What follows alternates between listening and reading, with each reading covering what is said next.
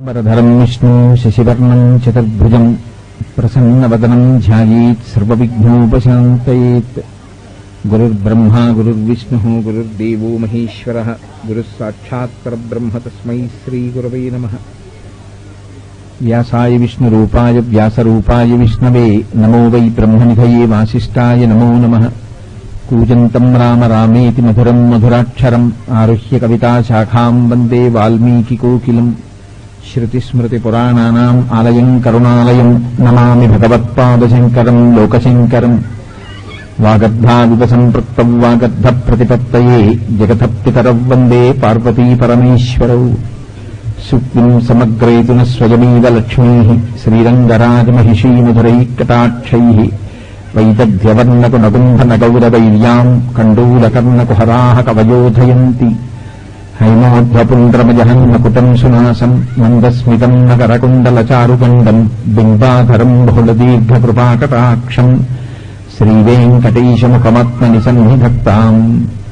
మనోజవం మరుతతుల్యవేగం జితేంద్రియం బుద్ధిమతాం వరిష్టం. వాతాత్మజం వనరయూధముఖ్యం శ్రీరామదూతం శిరసా నమామి. ఆపదామపహర్తారం దాతారం సర్వసంపదాం లోకాభిరామం శ్రీరామం భూయో భూయో నమామ్యహం. శ్రీరామచంద్రం శ్రితపారిజాతం సీతాముఖాంబోరుహచించరీకః. సమస్తకల్యాణగుణాభిరామः నిరంతరం మంగళమాతనోతు. హరి ఓం. సభాయ నమః.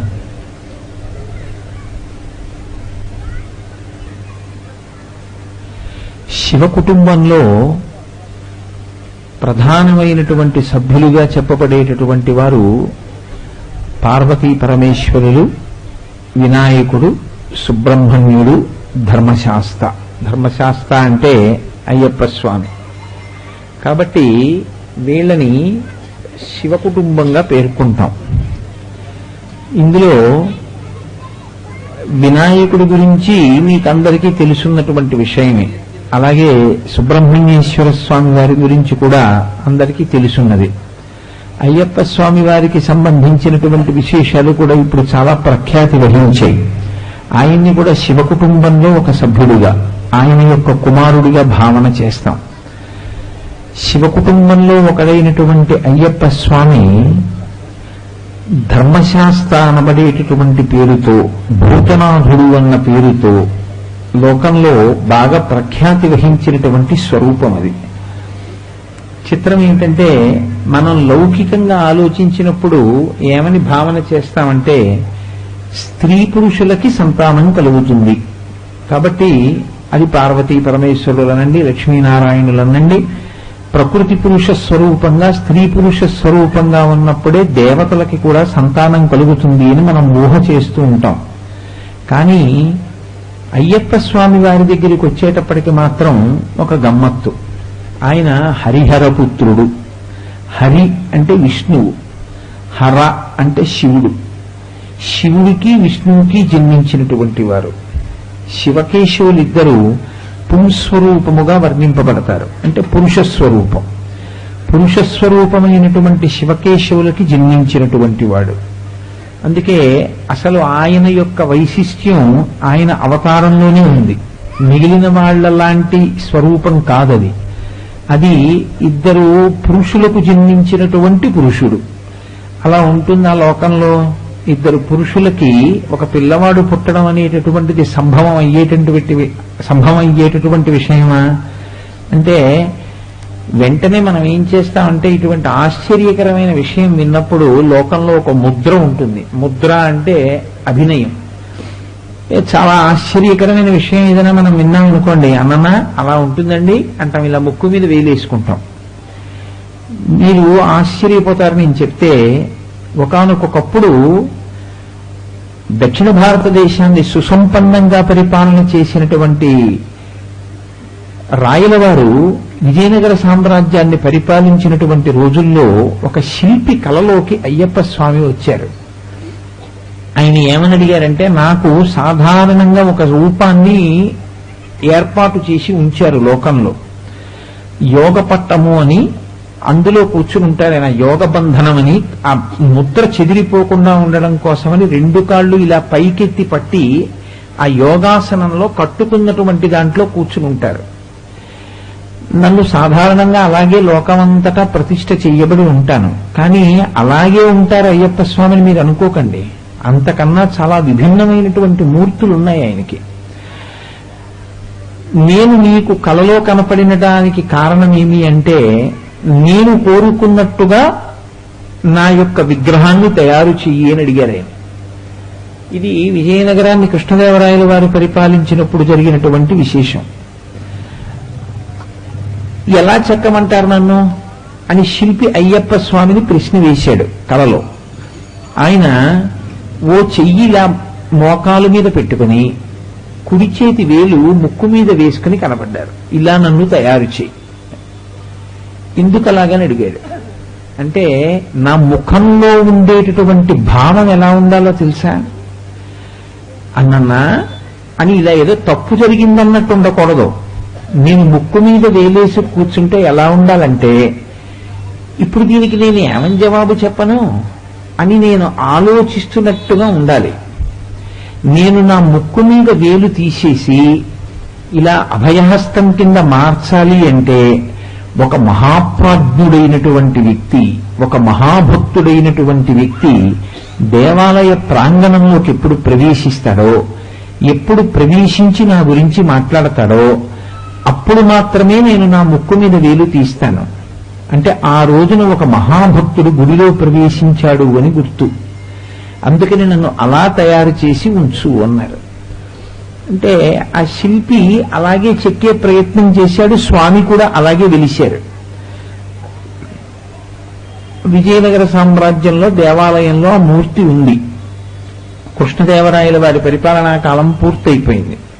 రామరాయల వారు పరిపాలిస్తున్న కాలంలో ఆయన ఒకసారి దేవాలయంలోకి వెళ్ళి మూర్తిని చూశారు.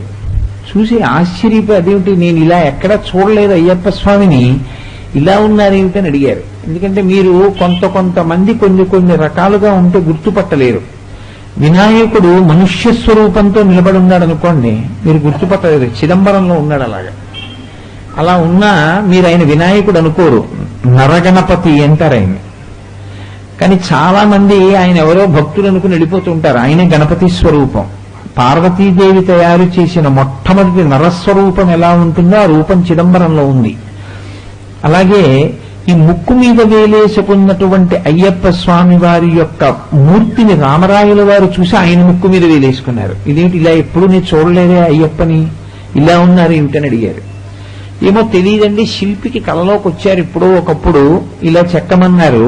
ఒక మహాత్ముడు గుడిలోకి వస్తే నా ముక్కు మీద వేలు తీస్తానన్నారు. అప్పటి నుంచి ఎవరూ రాలేదో ఏమో, మరి ఆయన ముక్కు మీద వేలు తీయలేదన్నారు. రామరాయల వారు కొంతకాలం అయిపోయిన తర్వాత అప్పై దీక్షితర్ అని చాలా మహాభక్తుడు. అప్పై దీక్షితర్ అంటే సామాన్యమైనటువంటి వ్యక్తి కారు ఆయన. ఆయన ఎంతటి మహా ఉపాసకుడంటే, ఆయన కాలంలో నాకు పిచ్చి పడితే నేను ఏం మాట్లాడతానో గమనించండిరా అని పిచ్చి పట్టే మందు తాగి తలుపేసుకుని శిష్యుల్ని ఆయన పిచ్చి పట్టినప్పుడు ఏం రాస్తారో వ్రాసుకోమన్నారు పుస్తకాల్లో. ఆ మందు ప్రభావం ఓ గంట సేపు ఉంటుంది. ఆ గంట సేపు పిచ్చెక్కినప్పుడు ఆయన చేసినటువంటి స్తోత్రం పరమశివుడి మీద అత్యద్భుతమైనటువంటి స్తోత్రం, ఉన్మత్త స్తోత్రము అంటారు దాన్ని. ఆయనకి పిచ్చి తగ్గిపోయిన తర్వాత తలుపులు తీశాక శిష్యులు చదివి వినిపించారు, మీరు ఆ పిచ్చిలో పరమశివుణ్ణి ఇలా స్తోత్రం చేశారని. అంతటి మహాభక్తుడు అప్పై దీక్షితర్. ఆ అప్పై దీక్షితర్ వారిని వేరొక భక్తుణ్ణి కూడా తీసుకుని ఇద్దరితో కలిసి రామరాయల వారు లోపలికి వెళ్ళారు. ఇందులో అప్పై దీక్షితర్ శివభక్తుడు, కానీ విష్ణు ద్వేషం ఉన్నవాడు కాడు. ఆయనకి శ్రీ మహావిష్ణువుగా పరమేశ్వరుడున్న మహాభక్తి, పరమశివుడిగా ఉన్న మహాభక్తి. కాబట్టి అప్పై దీక్షితర్ వారి భక్తి ఒక పూర్ణత్వాన్ని పొందిన భక్తి. రామరాయల వారితో వచ్చినటువంటి రెండో ఆయన, నేనది తప్పు అని ఏమి అంటలేదు, కానీ ఆయనకి విష్ణు స్వరూపం అంటే చాలా ఇష్టం. ఆయన శివస్వరూపాన్ని మాత్రం అస్సలు సహించలేడు, అదొక్కటే దోషం. ఇద్దరూ కలిసి దేవాలయంలోకి వెళ్ళారు. వెళ్ళిన తర్వాత ఆ ముక్కు మీద వేలేసుకున్న అయ్యప్ప స్వామి వారి విగ్రహం చూపించారు రామరాయలు వారు. చూపించి ఇలా ఎందుకుంది ఇది చెప్పండి అని అడిగారు. అడిగితే శివస్వరూపాన్ని అంగీకరించలేక కేవలం విష్ణు స్వరూపాన్ని మాత్రమే స్తోత్రం చేసేటటువంటి అలవాటు ఉన్న భక్తుడైనటువంటి వారు రామరాయలతో వచ్చినటువంటి ఆయన పేరు వాడడం నాకు ఇష్టం లేదు. అందుకని ఆయన అన్నారు రామరాయల వారితోటి, ఈయన ఇలా ముక్కు మీద ఎందుకు వేలేసుకుని ఆలోచిస్తున్నారో నాకు అర్థమైంది అన్నారు. ఏమర్థమైంది చెప్పండి అన్నారు. అయ్యప్ప స్వామి ఆలోచిస్తున్నారు మనసులో, విష్ణోస్సుతోహం విధినా సమోహం ధన్యాస్తతోహం సురసేవితోహం తథాపి భూతేశసుతోహం భూతగణైః కృత్తాసి చింతయతీహ శాస్తాః అన్నారు. అంటే విష్ణుసుతోహం, హరిహరపుత్రుడు కదా, విష్ణువు యొక్క కుమారుడు. నేను విష్ణువు యొక్క కుమారుణ్ణి కాబట్టి నేను చాలా అదృష్టవంతుణ్ణి. విధినా సమోహం, విష్ణువు యొక్క కుమారుణ్ణి కాబట్టి చతుర్ముఖ బ్రహ్మగారితో సమానమైన వాణ్ణి. విష్ణువు యొక్క నాభికమలం నుంచి కదా బ్రహ్మగారు పుట్టారు. విష్ణువుకి కొడుకుని కాబట్టి నేను బ్రహ్మగారితో సమానమైన వాణ్ణి. ధన్యాస్తతోహం, కాబట్టి నేను చాలా ధన్యుణ్ణి. సురసేవితోహం, విష్ణువు యొక్క కుమారుణ్ణి కాబట్టి నన్ను దేవతలందరూ స్తోత్రం చేస్తుంటారు. దేవతలు కూడా నా దగ్గర నిలబడి నన్ను పొగడవలసిందే, అంతటి శక్తివంతుణ్ణి. కానీ వచ్చిన ఇబ్బంది ఒక్కటే వచ్చింది. ఏమిటా ఇబ్బంది? తథాపి భూతేశసుతోహం. ప్రారంధం ఎక్కడొచ్చిందంటే నేను భూతేశుడికి కూడా కొడుకుని. భూతేశుడు అన్న మాట ఎవరికి ఉందంటే పరమశివుడికి ఉంది. పరమశివుడికి చాలా పేర్లున్నాయి, శివో మహేశ్వర శంభో పినాకీశ శశేఖర అని. కానీ ఆయన భూతేశ అన్నాడు వచ్చిన ఆయన. ఎందుకంటే ఆయనకి అంత పెద్ద ఆసక్తి లేదు శివస్వరూపం మీద, అందుకని భూతగణములు చుట్టూ ఉండేటటువంటి వాడు అన్నాడు. అందుకని భూతేశ సుతోహం, అయ్యో నేను ఈ భూతనాభుడికి కొడుకునే, పరమశివుడికి కూడా నేను కొడుకునవ్వాల్సి వచ్చిందే. విష్ణువుకి కొడుకునయ్యాను, చాలా సంతోషం. విష్ణువు కొడుకు బ్రహ్మతో సమానమయ్యాను, చాలా సంతోషం. దేవతల చేత స్తోత్రం చేయబడుతున్నాను, సంతోషం. కానీ ఇది ఎక్కడ ప్రారంభం? శివుడికి కూడా కొడుకునయ్యాను. శివుడికి కొడుకునవ్వడం వల్ల ఏమైంది ఇప్పుడు నా పరిస్థితి? యథైర్భూతైర్వృత్తాసి, నేను పరమశివుడి చుట్టూ భూతగణాలు ఎలా ఉంటాయో నా చుట్టూ కూడా భూతగణాలు అలాగే ఉన్నాయి ఇప్పుడు. ఎందుకని మా నాన్నగారికి కొడుకుని కదా, మరి శివుడికి కొడుకుని, ఆయన భూతేశుడు, ఆయన కొడుకుని కాబట్టి నా చుట్టూ కూడా భూతగణాలు నిలబడ్డాయి అని చింతయతీహ శాస్తాః.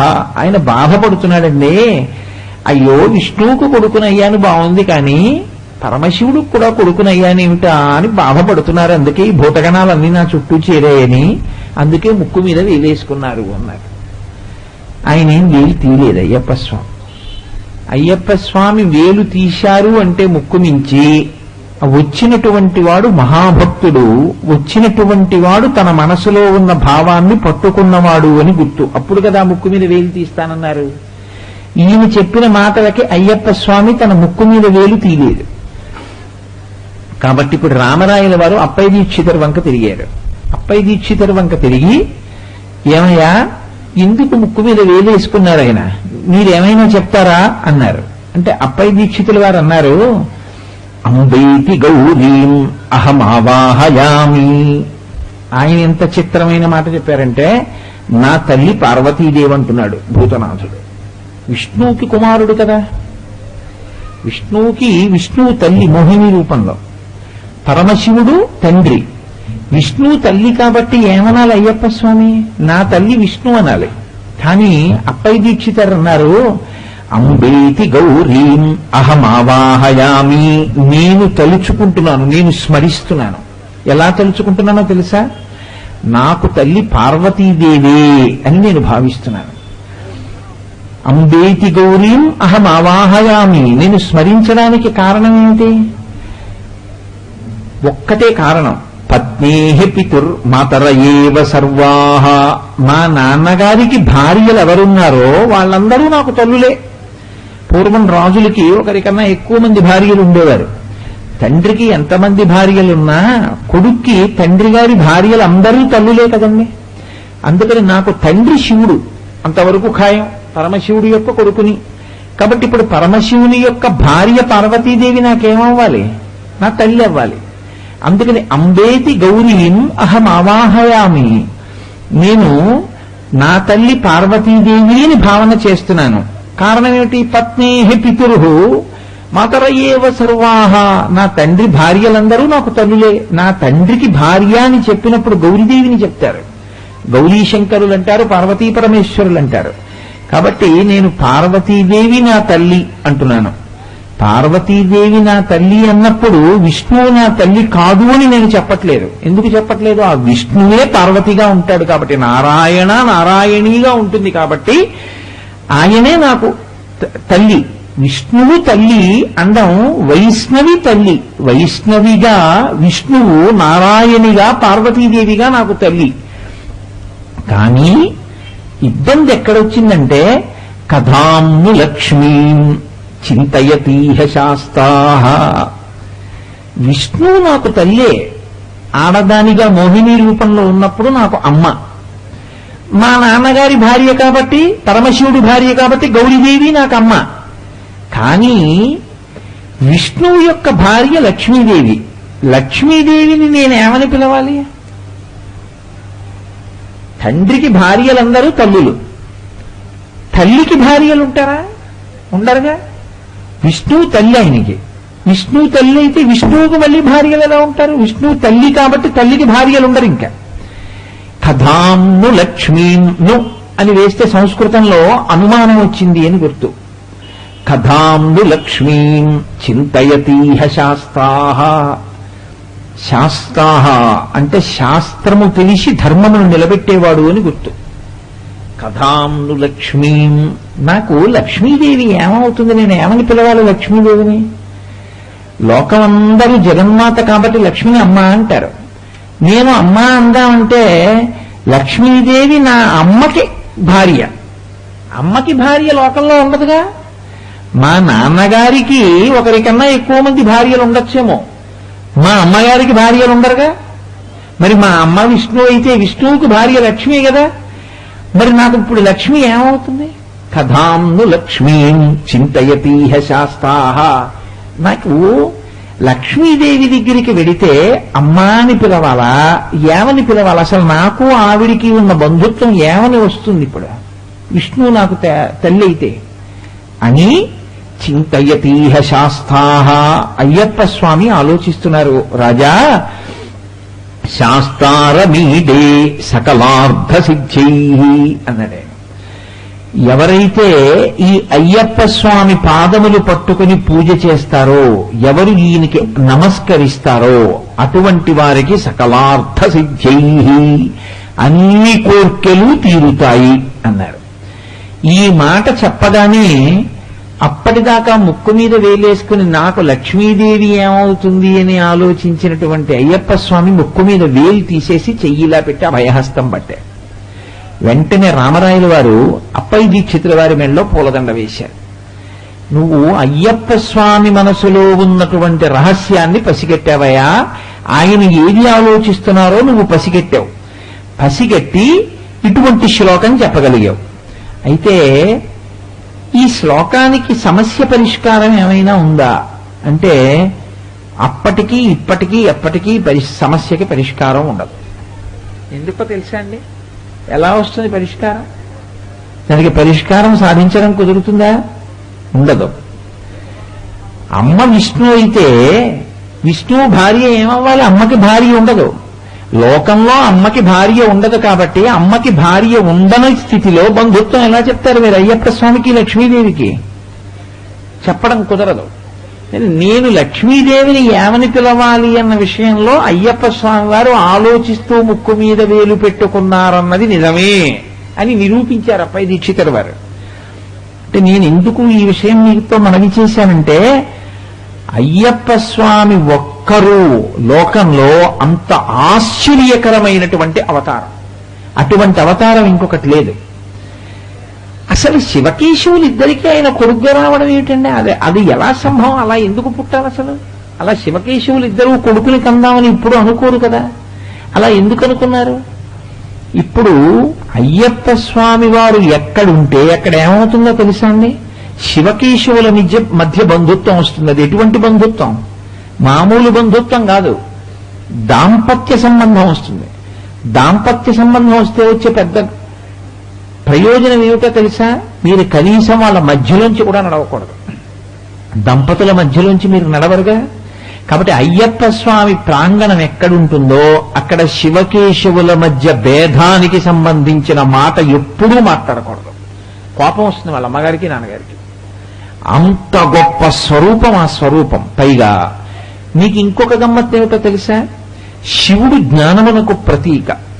ఎందుచేతనంటే ఆరోగ్యం భాస్కరాదిచ్చేత్ శ్రియమిచ్చేత్ హుతాశన.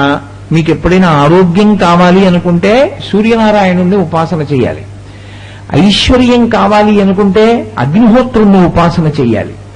సౌభాగ్యం కావాలి అనుకుంటే పార్వతీదేవిని ఉపాసన చెయ్యాలి. జ్ఞానమిచ్చేత్ మహేశ్వర. జ్ఞానం కావాలి అనుకున్నారనుకోండి, జ్ఞానము అంటే నా ఉద్దేశంలో ఏదో బిఏ చదువుకోవడం, బీకాం చదువుకోవడం అలాంటివి కావు. అవి కుక్షుంభర విద్యలు, అంటే పొట్ట నింపుకోవడానికి పనికొస్తాయి. అటువంటివి కావు. ఏది జ్ఞానము అంటే ఏది తెలుసుకున్న తరువాత ఇక మళ్లీ మీరు పుట్టవలసిన అవసరం లేదు, అటువంటి జ్ఞానమును ఇవ్వగలిగినటువంటి వాడు పరమశివుడు. కాబట్టి ఇప్పుడు జ్ఞానం ఇచ్చేటటువంటి వాడు ఆయనకి తండ్రి, రక్షణ చేసేటటువంటి వారు శ్రీ మహావిష్ణువు. విష్ణు స్వరూపాన్ని తలుచుకుంటే చాలు, రక్షిస్తారాయన. ఎంత ప్రమాదం నుంచైనా రక్షిస్తారు, చాలా గొప్పగా కాపాడతారు. అందుకే స్థితికార లక్షణం అంతా ఎప్పుడూ శ్రీ మహావిష్ణువుది.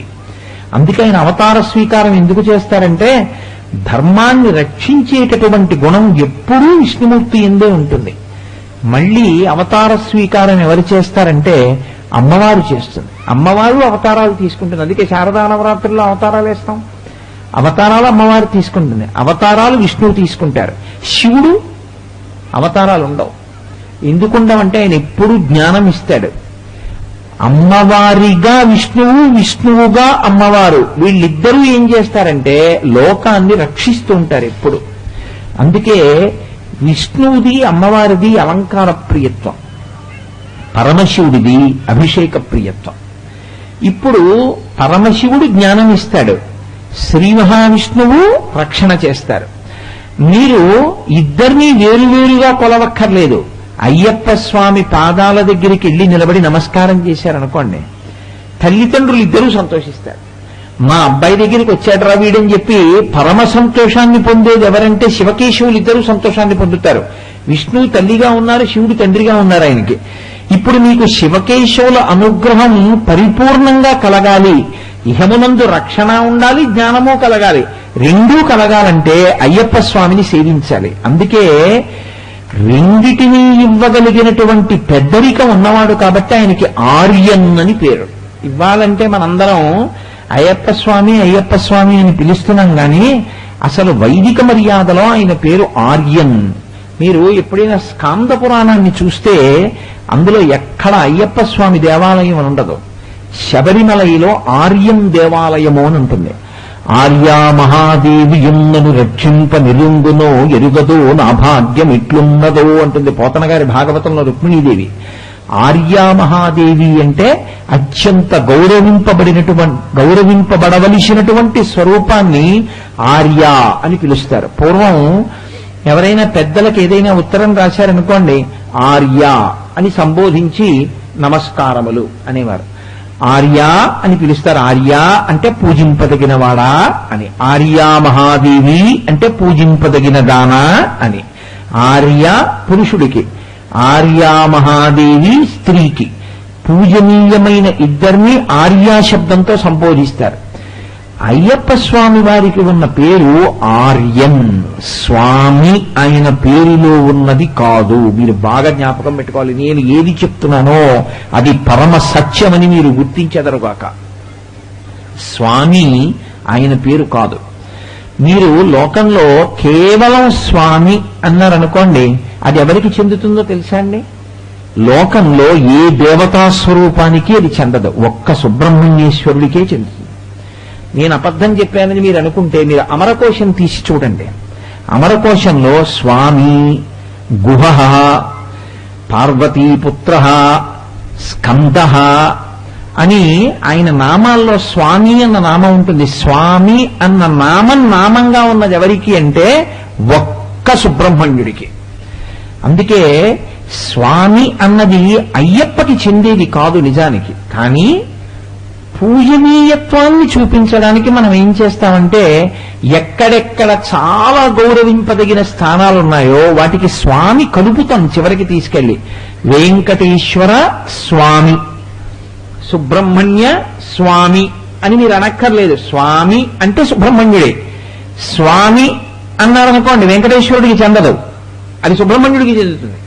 వెంకటేశ్వర స్వామి అన్నారనుకోండి వెంకటేశ్వరుడు పూజనీయుడు అని. కానీ స్వామి అన్న శబ్దం ఒక్కటి మాత్రం తనంత తానుగా వెళ్ళేది ఒక్క సుబ్రహ్మణ్యుడికి. స్వామి అన్న పేరు చేత పూజనీయత చెప్పబడిన సుబ్రహ్మణ్యుడు ఎంత గొప్పవాడో, ఆర్యన్ అన్న పేరుతో పిలవబడినటువంటి అయ్యప్ప కూడా అంత గొప్పవారు. ఆయన యథార్థమైనటువంటి పేరు అయ్యప్ప కాదు. అది నేను స్పష్టంగా చెప్పాలి అంటే లౌకిక మర్యాదలో అంటే ఒక పిలుపు తేలికగా ఉండేటటువంటి సంబోధన ప్రక్రియలో అయ్యప్ప అని వచ్చింది. కానీ అది చూడండి ఆమ్రీడితము అంటారు. ఆమ్రీడితము అంటే ఒకదాన్నే మళ్ళీ మళ్ళీ అంటుంటాం.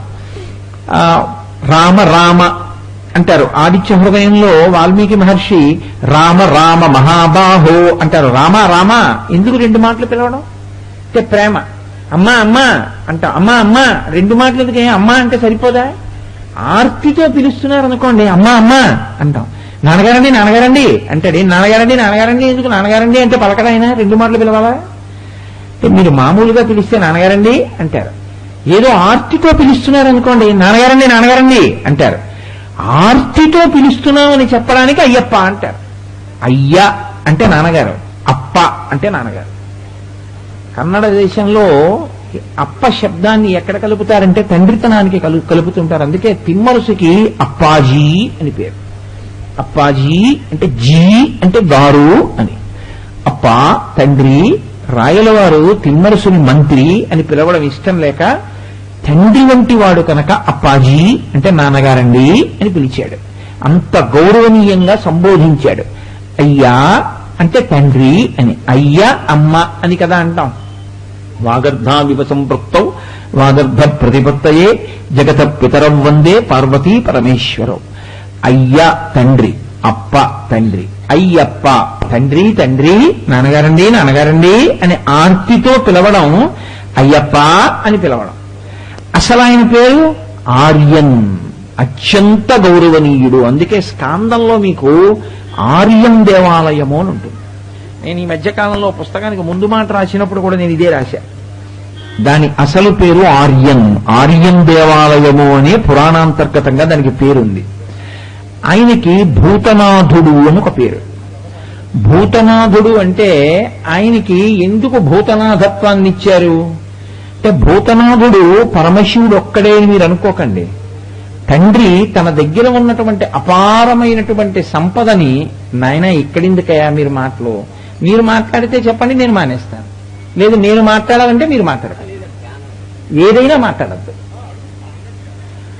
కాబట్టి భూతనాథుడు అంటే తన దగ్గర ఉన్నటువంటి అపారమైన ఆస్తిని విభాగం చేసి, ఇంత ఆస్తి నేను ఒక్కడనే చూడడం కుదరదురా అబ్బాయి, మీరు ఇదిగో నువ్వు ఈ 500 ఎకరాలు చూడు, నువ్వు ఈ 1000 ఎకరాలు చూడు, నువ్వు ఈ 2000 ఎకరాలు చూడని ముగ్గురు కొడుకులకి విభాగం చేసిన తండ్రి ఎలా ఇస్తాడో అలా పరమశివుడు భూతగణములన్నింటి మీద నాయకత్వాన్ని ఇద్దరికి ఇచ్చాడు.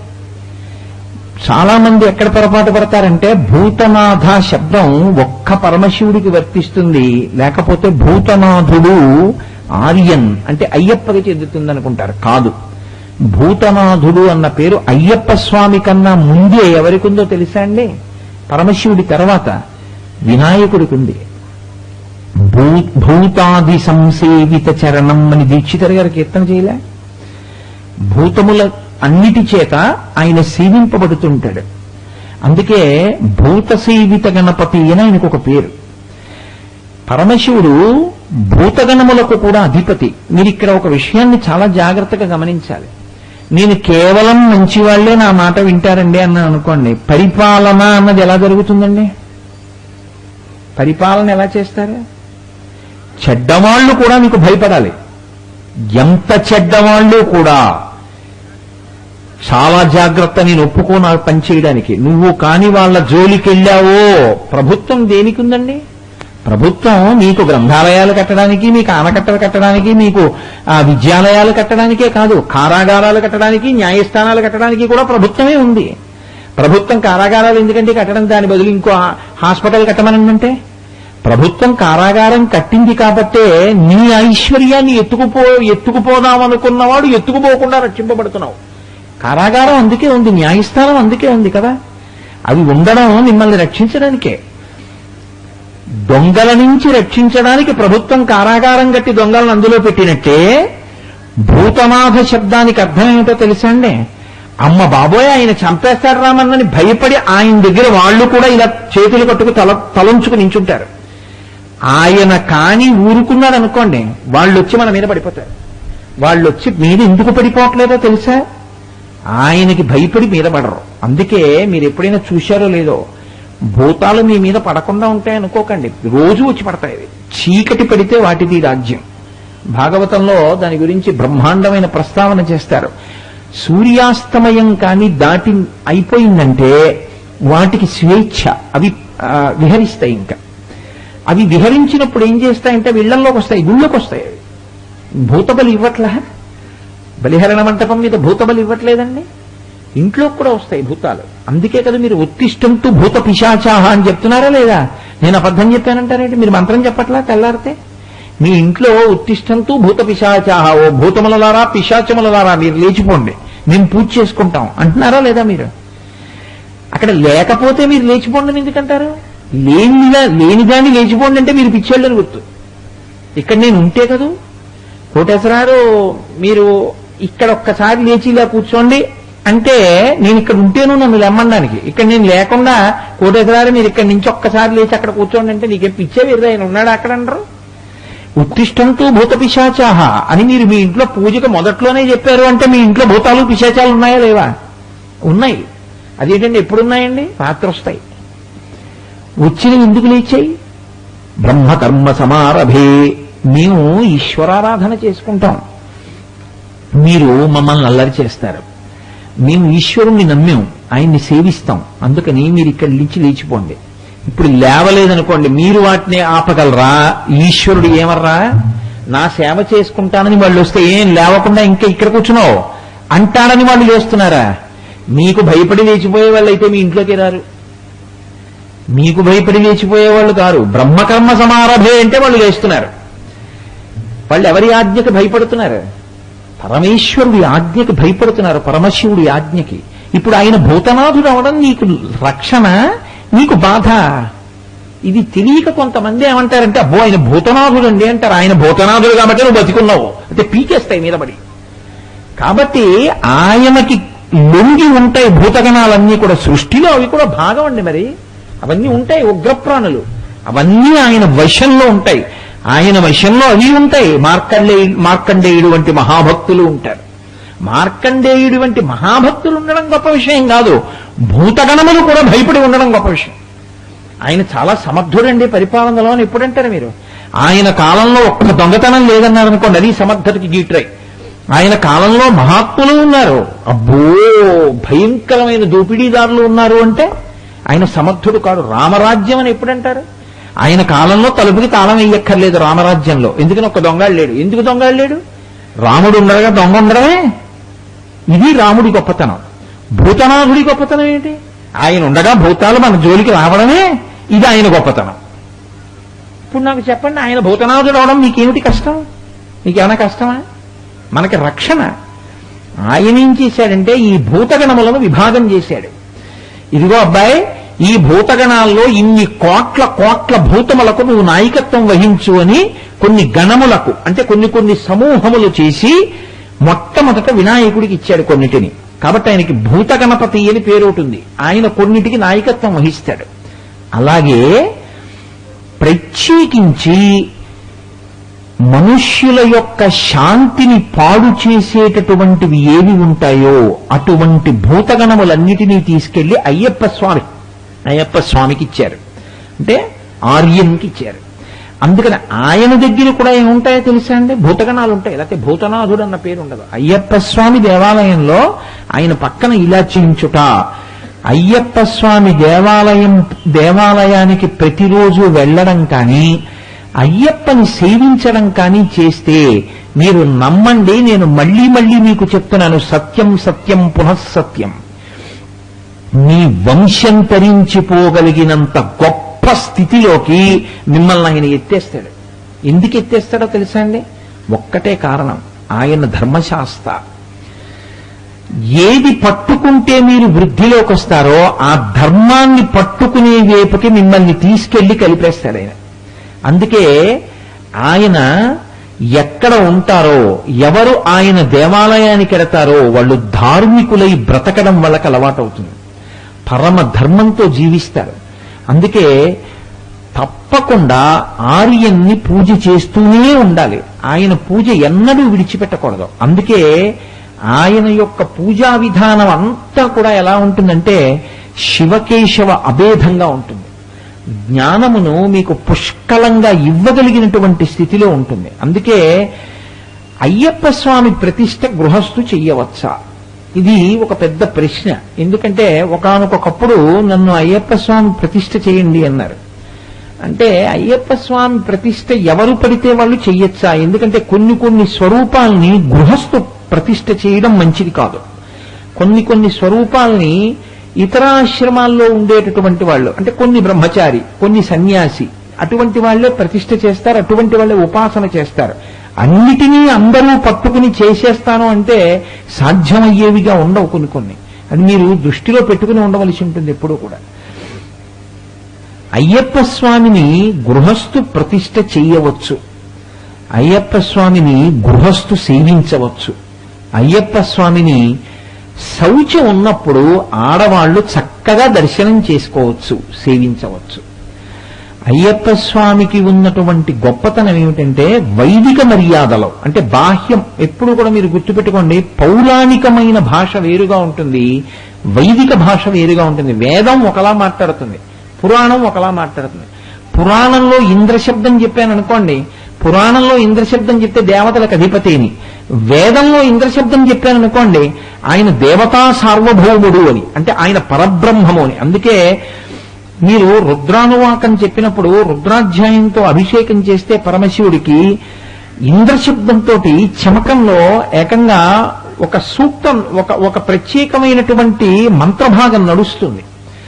కారణం ఏమిటి అంటే వేదప్రోక్తమైనటువంటి ఇంద్రశబ్దం వేరు.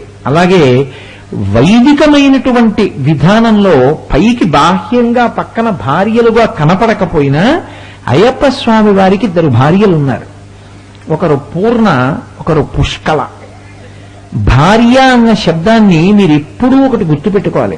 భార్య అన్న శబ్దానికి అర్థం ఏమిటంటే నిజంగా ఆడదాన్ని పక్కన పెట్టుకోవడం భార్యాత్వం అని మీరు ఆలోచన చేయకూడదు. ఇది తెలియక చాలా మంది ఏం చేస్తారంటే లక్ష్మీ గణపతి అనడానికి భయపడుతుంటారు. ఎందుకండి భయం అని మీరు అడిగారనుకోండి, లక్ష్మీదేవి విష్ణుమూర్తి భార్య కదండి, లక్ష్మీ గణపతి అనడం ఏమిటండి, తప్పు కదా, అలా ఎలా అంటామండి అంటారు. అలా ఆడవాళ్ళు, మగవాళ్ళు, భార్యలు, భర్తలు అలా ఈశ్వరుని యందు ఉండదు. అది ఏమిటో తెలుసా అండి? అసలు రహస్యం ఏమిటో తెలుసా? మీరు లోకంలో ఏం తిన్నారండి మధ్యాహ్నం అని అడిగాను అనుకోండి, మీరు మర్చిపోవచ్చు.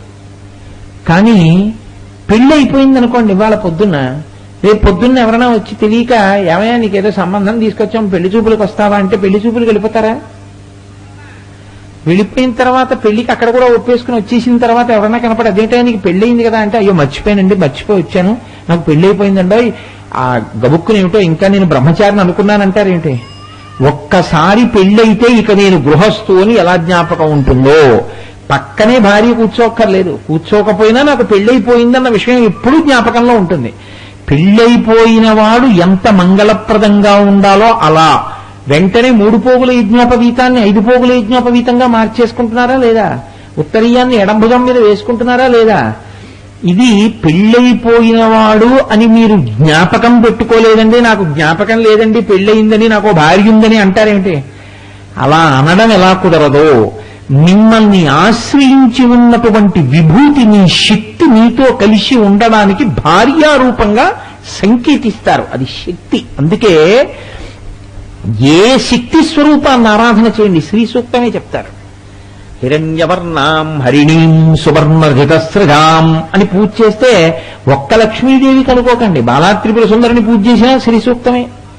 ఎవరికి చెప్పినా శ్రీకారం ఎక్కడుందో అక్కడ శక్తి పూజ అని గుర్తు. కాబట్టి ఇప్పుడు పూర్ణ పుష్కళ అంటే ఆవిడ భార్యలు ఇద్దరు ఆడాళ్ళు పక్కన కూర్చున్నారని మీరు అనుకోకూడదు. ఆయన యొక్క శక్తులు 2 ఉన్నాయి ఆయన దగ్గర. ఏమిటా 2 శక్తులు? పూర్ణత్వము, పుష్కళత్వము. పూర్ణత్వం అంటే నిండా ఉండడం. నేను ఓ గిన్నె తీసుకొచ్చి పాయసం పట్టుకొచ్చి కాకినాడ నుంచి పట్టుకొచ్చాను, ఇవాళ గొప్ప పూజ చేశాం, పాత్ర నిండా పాయసం పట్టుకొచ్చాను మీకోసం అన్నాను అనుకోండి, పెట్టండి అని మీరు ప్రసాదం ఇలా చేయబట్టారనుకోండి, నేను గరిటె తీసి ఇలా పెట్టాను. ఇప్పుడు నేను పుష్కలంగా ఉందా నా దగ్గర? లేదు. నేను అనుకున్నాను ఈ సభలో ఒక 500 మంది ఉండొచ్చు అని నేను ఒక బంగారు పాత్రతో తెచ్చాను. 10,000 మంది ఉన్నారు. ఇప్పుడు నేను పాయసం తెచ్చానని కూడా మీకు చెప్పను. ఎందుకు చెప్పను? ఏమివ్వను దాన్ని, మనిషికో వెతికిద్దామన్నా చాలదు. ఇప్పుడు నేను పూర్ణంగా తెచ్చింది పుష్కలం కాదు, మీరు వచ్చిన సంఖ్యకి సరిపోదు. నేను పూర్ణంగా తెచ్చాననుకున్నది ఓ గంట తర్వాత పంచిమెట్టడం మొదలుపెట్టిన తర్వాత శూన్యం, ఖాళీ. నేను తీసి మీకు పెడుతున్నాను అనుకోండి, 7ంటికి ప్రసాద వితరణ మొదలు పెడితే 7:30కి పాయస పాత్ర ఏమిటి? ఖాళీ.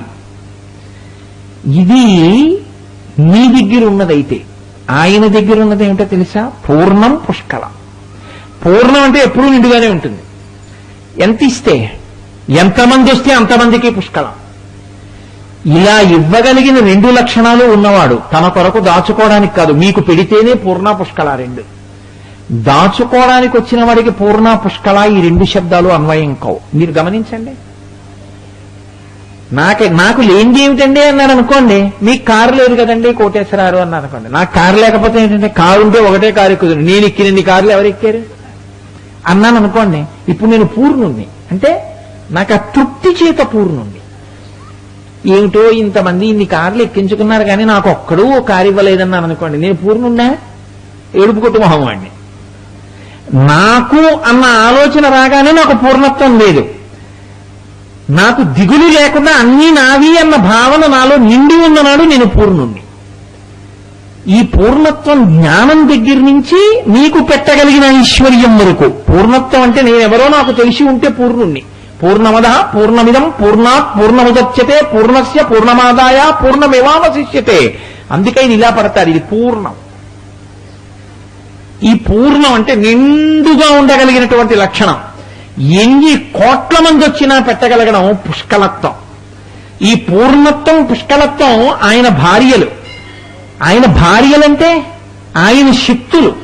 అవి తరిగిపోయేవి కావు, అవి ఎప్పుడూ ఉంటాయి ఆయన దగ్గర. అలాగా ఎన్ని కోట్ల మంది ఆయన దగ్గర తిననివ్వండి, అది పూర్ణత్వం పుష్కలత్వం. నాతో ఒక ఆయన అన్నాడు, అన్నదాన ప్రభువే అంటే స్వాముల ఇంటికి వెళ్ళి భోజనాలు చేయడం అన్నాడు. మీ మోహం ఇట్సాది కాదురా, అన్నదాన ప్రభువే అంటే ఆ బ్రహ్మకీట జనని. వాడు దీక్ష తీసుకున్నప్పుడు వాడి ఇంటికి వెళ్ళి అన్నం తిన్నావు, దీక్షలో లేనప్పుడు నువ్వు తింటున్నావు, ఎవరు పెట్టినట్టు నీకు? నీవు బతికున్న నాళ్ళు నువ్వు తిన్నన్నాం. సమస్త చరాచర ప్రపంచానికి అన్నం పెడుతున్నవాడు ఆయన. అది అన్నదాన ప్రభువే అంటే. అన్నదాన ప్రభువే అంటే నేను 42 రోజులు దీక్ష చేశానండి, ఇంకో స్వామి నన్ను భోజనానికి పిలిచాడండి, అందులో వాళ్ళ ఇంట్లో భోజనం చేయడం అంటే అయ్యప్ప స్వామి నాకు అన్నం పెట్టించడం అండి అన్నాం అనుకో, నీకేమీ అర్థం కాలేదని గుర్తు. నేను కాదండి. చూశారు ఆ ఈగ చిన్న నాలుకతో ఇలా ఇలా తింటుంది, దానికో కడుపు దానికి తినడానికి అమరికిచ్చాడే, వాడు అన్నదాన ప్రభు. వాడు అలా పెడుతున్నాడు. ఆ పెట్టడానికి అంతు లేదండి. పువ్వులో తేనె పెట్టి ఆ తేనె సీతాకోక చిలక్కి పెట్టాడు. నేను తినగా మిగిలినటువంటి మిరపకాయ విసిరితే కాకికి పెట్టాడు. నాకు కారాన్ని ఆహారంలోకి వచ్చేటట్టు చేసి మిగిలిపోయిన మిరపకాయని కాకి తినేటట్టు చేశాడు. ఆ కాకి కడుపు నింపాడు. ఓ చచ్చిపోయినటువంటి కుక్క శరీరం అక్కడ పడిపోయి ఉంటే అక్కడికి వచ్చి ఓ కాకి పొడుచుకు తింటోంది. చనిపోయిన కుక్క శరీరాన్ని తిని కడుపు నింపుకునేటట్టుగా కాకి ఇచ్చాడు. ఓ తోటకూర కాడ పులుసు చేసుకుని తిని కడుపు నింపుకునేటట్టు నాకిచ్చాడు. ఓ యాపిల్ పండు నాకిచ్చాడు. ఇలా సమస్త భూతకోటికి, సమస్త చరాచర ప్రపంచానికి అన్నం తిన్నానన్న తృప్తి అంటూ ఉంటే ఆయన అనుగ్రహమే. ఆయన అనుగ్రహం చేతనే ఈ ప్రాణులన్నీ తింటున్నాయి. తినబడుతున్న ప్రతిదీ ఆయన సృష్టించి ఇచ్చినదే.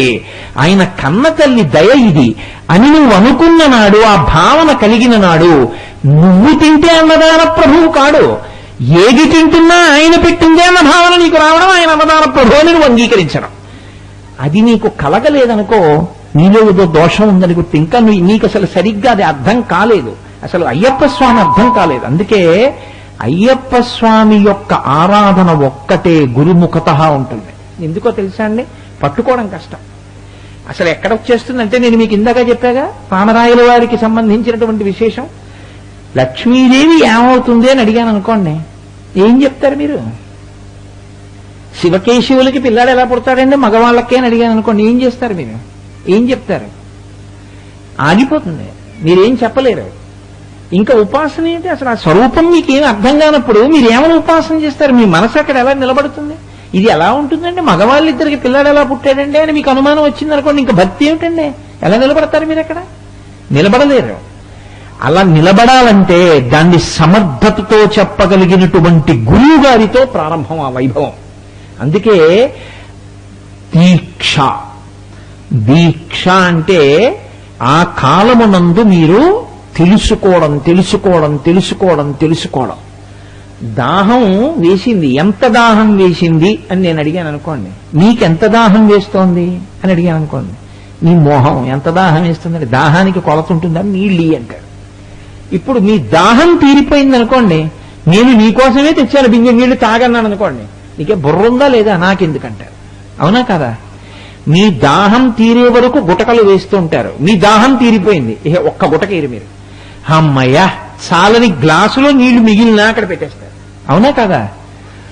మీ దాహం తీరే వరకు గుటకలు వేయడం ఎటువంటిదో, గురువు గారి దగ్గర కూర్చుని నేర్చుకోవడం నేర్చుకోవడం నేర్చుకోవడం నేర్చుకోవడం పనిగా పెట్టుకోవడమే అయ్యప్ప స్వామి వారి యొక్క దీక్షా విధానం. అందుకే దీక్ష యందు గురువు శిష్యుడు విడివడి ఉండే అవకాశం ఉండదు. గురువుతో కలిసి ఉంటాడు. ఉంటే ఏమవుతుంది? గురువు గారు సంధ్యావందనం చేసుకుంటారు, శిష్యులతో చేయిస్తారు. అందుకే సంధ్యావందనం రానివాడు కూడా అయ్యప్ప స్వామి వారి దీక్షలో గురువు గారి దగ్గర దీక్ష తీసుకుంటే వెంటనే సంధ్యావందనం చేస్తాడు. ఎందుకు చేస్తాడో తెలుసా అండి? సంధ్యావందనం చేయకపోతే మీరు దీక్షలా ఇస్తారు. కాబట్టి మీరు ఏం చేయాలి? మీరు సంధ్యావందనం ముందు నేర్పాలి. ఒరే నాయన ముందు సంధ్యావందనం ఇలా చేయరా అని చెప్పి మీరు దీక్ష ఇవ్వాలి. అసలు మీకు ఇప్పుడు మొట్టమొదటి నుంచి వచ్చిందా లేదా సంధ్యావందనం చేసే అధికారం లేదు ఒక ఆయనకి. సంధ్యావందనం కాకపోతే ఏం చేయాలో నేర్పుతారు. ఇప్పుడు గురువు గారు ఏమంటారంటే, ఒరే నాన్న స్నానం చెయ్యాలి మనం ఒక రోజున కార్తీక మాసం రండి. ఎప్పుడు చెయ్యాలి? గురువు గారు చెప్తారు. ప్రాతకాలంలో ఏ సమయంలో వెళ్ళాలో చెప్తారు. స్నానం చేయడం అంటే వెళ్ళి ములగడం కాదు. ఒక నదీ స్నానం చెయ్యడము అంటే స్నానం చేసేటప్పుడు నది ఒడ్డున ఉన్న మృత్తికని తీసి ఒక మంత్రంతో నదిలోకి విసరాలి. లేకపోతే మీరు చేసినటువంటి స్నాన ఫలితాన్ని బ్రహ్మగారి చేత సృష్టింపబడిన ఒక కుర్చీ తినేస్తుంది వెంటనే. నదీ స్నాన ఫలితం మీకు ఉండదు. ఎందుకంటే దానికి ఆకలి. అది అడిగింది బ్రహ్మగారిని. అడిగితే ఆయన అన్నాడు, నది ఒడ్డున ఉన్న మట్టి సమంత్రకంగా విసరకుండా స్నానం చేసిన వాడి నదీ స్నాన పుణ్యాన్ని నువ్వు తినే అన్నాడు. అది నదిలో ఒడ్డున తిరుగుతుంటుంది. అందుకే కాబట్టి ఇప్పుడు నదీ స్నానం చేశానని ఈయన అనుకుంటాడు. ఈయన పుణ్యం ఎవరు తినేస్తారు? కుర్చీ తినేస్తుంది. కాబట్టి ఇప్పుడు గురువు గారు ఏం చేస్తారు? ఇప్పుడు ఈ మంత్రం చెప్పండి అని నది ఒడ్డుని నిలబడతారు. ఆయన చెప్తారు, శిష్యులు చెప్తారు. ఆయన విసురుతారు, శిష్యులు విసురుతారు. గురువు గారు స్నానం చేస్తుంటారు, శిష్యులు స్నానం చేస్తుంటారు. స్నానం చేయడం అంటే మీరు ఒకటి గుర్తుపెట్టుకోండి, ఎలా పడితే అలా స్నానం చేయకూడదు. ఒక నెలలో ఎప్పుడూ అసలు నదిలోకి మునిగి స్నానం చేయకూడదు. శ్రావణ మాసంలో ఎప్పుడూ నదీ స్నానం చేయకూడదు. నదీ స్నానం పరిహరింపబడింది. ఎట్టి పరిస్థితుల్లో శ్రావణ మాసంలో నదీ స్నానం చేసిన వాడి ఖాతాలో మహాపాపం వేస్తారు, విడిచిపెట్టేయాలి. ఇతర నెలల్లో స్నానం చేయొచ్చు. స్నానం చేసేటప్పుడు పురుషుడైతే ఓలా చేయాలి, స్త్రీ అయితే ఓలా చేయాలి. ఇది ఎవరు చెప్పాలి? గురువు గారు చెప్పాలి. కాబట్టి ఇప్పుడు గురువు గారు ప్రవాహానికి ఇలా నిలబడి స్నానం చెయ్యి అని చెప్తారు. ఆయన చేస్తారు, వీడు చేస్తారు. దీక్షలో ఉన్నాం కాబట్టి ఒళ్ళు ఇలా తుడుచుకోవాలి, వస్త్రం ఇలా కట్టుకోవాలి, గురువు గారు చెప్తారు, మీరు కట్టుకుంటారు. దీక్షలో ఉన్నటువంటి వాడు అంచులేని బట్ట కట్టకూడదు, అంచున్న బట్ట కట్టాలి. ఈశ్వర ఆలయంలోకి వెళ్ళేటప్పుడు లుంగీలా కట్టుకుని వెళ్ళకూడదు, గోచి పేసి కుర్చీళ్లు పోసి కట్టాలి, కట్టుకుని తీరాలి. అథవా రాకపోతేనే లుంగీ కట్టంతే. లుంగీ కట్టన్నది వైదికం కాదు. కాబట్టి నీకు రాదు, గురువుగారు నేర్పాలంతే, ఇచ్చినందుకు దీక్ష. మరి దీక్ష ఎందుకు ఇచ్చేవాళ్ళంటప్పుడు? కాబట్టి ఇప్పుడు ఒరే నాయనా పంచెని ఇలా కట్టాలరా, పంచకట్టు అంటారు. పంచకట్టు అంటే 5 చోట్ల నలగాలి పంచె. పంచె విప్పి విడిచిపెట్టారనుకోండి, 5 చోట్ల ఎక్కడ నలిగిందో మీరు చూస్తే 5 చోట్లే నలుగుతుంది. అంచుది ఇటు తిప్పకూడదు, అటు తిప్పకూడదు, అలాగే కట్టాలి. పంచ కట్టంటే 5 చోట్ల కనది నొక్కితే 5 ఇంద్రియముల మీద శక్తి వస్తుంది. కాబట్టి పంచకట్టు ఏం అనవసరంగా పెట్టారనుకుంటున్నారా? ఉపనయనంలో ఎందుకు కడతారు మేఖల? ఎందుకు ఇస్తారు దండం, మోదుక కొమ్మ? ప్రతి దానికి అన్వయం ఉంటుంది. నువ్వుల నూనె దీపం ఎందుకు పెట్టిస్తారు కార్తీక మాసంలో? దానికి ఒక పెద్ద ప్రయోజనం ఉంటుంది. సైన్స్ హ్యాజ్ అగ్రీడ్ ఇట్, ఒప్పుకుంది, నిజమే, వాళ్ళు చెప్తున్నది యథార్థం, ఋషులు చెప్పింది అని. కాబట్టి ఇప్పుడు గురువు గారు నేర్పుతారు. మీరు 41 రోజులు దీక్ష పూర్తి చేశారు. ఇప్పుడు మీకేమైందంటే తండ్రి పిల్లాడికి నేర్పినట్టు గురువు గారితో కలిసి తిరగడం వల్ల పంచ కట్టుకోవడం దగ్గర నుంచి మీరు ఇరుముడి కట్టుకుని వెళ్ళడం వరకు గురువు గారిదే ఆరాధన. మీరు వెళ్ళడానికి వీల్లేదు శబరిమలై. మీ దీక్ష పూర్తవ్వాలంటే గురువు గారు అనుమతించాలి. అనుమతించేటప్పుడు ఆయన ఇరుముడి కడతాడు. ఇరుముడి అంటే ఇరు అంటే 2, ముడి అంటే రెండిటిని ముడేయడం. ఏ రెండిటిని ముడేస్తాడు? ఈ శరీరాన్ని లౌకికంగా పోషించుకోవడం, లౌకికంగా దీన్ని పోషిస్తూ ఈశ్వరుణ్ణి చేరుకోవడానికి దీన్ని వాడుకోవడం, ఈ 2 నేర్పడం, ముడేయడం, అది ఇరుముడి. అది ఎవరెయ్యాలి? ఒక్క గురువుగారే వెయ్యాలి, ఇతరులకి రాదది. మిగిలిన వాళ్ళు ఏం చేస్తారు? అందుకే అమ్మ చెయ్యలేంది, నాన్న చెయ్యలేంది గురువు చేస్తాడు. అందుకే తల్లిదండ్రుల కన్నా గురువే గొప్పవాడు. తల్లి అన్నం పెడుతుంది, శరీరాన్ని పోషిస్తుంది, మళ్లీ పుడుతుంది శరీరం. తండ్రి శరీరం ఇచ్చాడు, ఐశ్వర్యం ఇచ్చాడు, మళ్లీ పుడుతుంది శరీరం. మళ్లీ పుట్టవలసిన అవసరం లేని జ్ఞానం ఎవరిస్తారు? గురువుగారు ఇస్తారు. ఇది ఇవ్వడం ఇరుముడి, రెండిటిని ముడేస్తాడు. ఒక పక్కనంతా యాత్రకెళ్లేంత వరకు ఈ శరీరం పోషింపబడడానికి కావలసిన పదార్థం ఇస్తాడు. అందులో ఏదో చింతపండు, మిరపకాయలు, పప్పు, ఉప్పు, బియ్యం వేస్తారు. రుచికి తినద్దని చెప్తారు. వండుకో, ఇంత పులుసు, ఇంత అన్నం, ఓ నది ఒడ్డున కూర్చో, నివేదన చెయ్యి, ఆ పదార్థాన్ని కలుపుకుని మౌనంగా తిను. మళ్ళీ ఆ ఇరుముడి తల మీద పెట్టుకుని మళ్ళీ స్వామియే అయ్యప్పో అంటూ చంద్రశేఖర పరమాచార్య మేనా విడుతుంటే అమ్మ కామాక్షి, అమ్మ కామాక్షి అంటూనే అడుగులేసేవారు. అలా స్వామియే అయ్యప్పో, అయ్యప్పో స్వామియే, ఎటు తిప్పండి ఆయన యొక్క కింకరుణ్ణి అంటూ పెడతారు. అప్పుడు ఏమవుతుంది? దీనికి చేరుతారు ఆఖరణ. ఇదే బాల్యాదిశ్యపి జగ్రదాదిషు తథా సర్వా స్వవస్థాస్యపి వ్యావృత్తా స్వనువర్తమానమిహి నిత్యం తస్ఫురంతం సదా స్వాత్మానం ప్రకటీకరోతి భజతాం యో ముద్రయా భద్రయా తస్మై శ్రీ గురుమూర్తయే నమయిదం శ్రీ దక్షిణామూర్తయే. అందుకే దేవతల తల మీద కాలు పెట్టగలిగిన శక్తి వచ్చిందన్నారు. గురు సంపర్కం వచ్చింది కాబట్టి ఆయన పూర్ణా పుష్కళ సమేతుడు కనుక 18 మెట్లకి పైన ఆయన కూర్చున్నాడు. 18గా పడుకున్న వాళ్ళు ఎవరో తెలుసా అండి? సిద్ధులు. 18గా పడుకున్నవి గొప్ప గొప్ప దేవతా స్వరూపాలు. ఇప్పుడు ఆ దేవతల మీద మీరు కాలు పెట్టడానికి అధికారం ఇస్తారు. గురువు గారితో కలిసి ఉన్నారు కాబట్టి, దాహం తీరడానికి గుటకలు వీసినట్టు పుచ్చుకున్నారు కనుక అనుగ్రహిస్తారు. మా మీద కాలు పెట్టి పైకెళ్ళు అని. ఇప్పుడు ఈ 18 దాటి ఈశ్వరుణ్ణి దర్శనం చేస్తారు.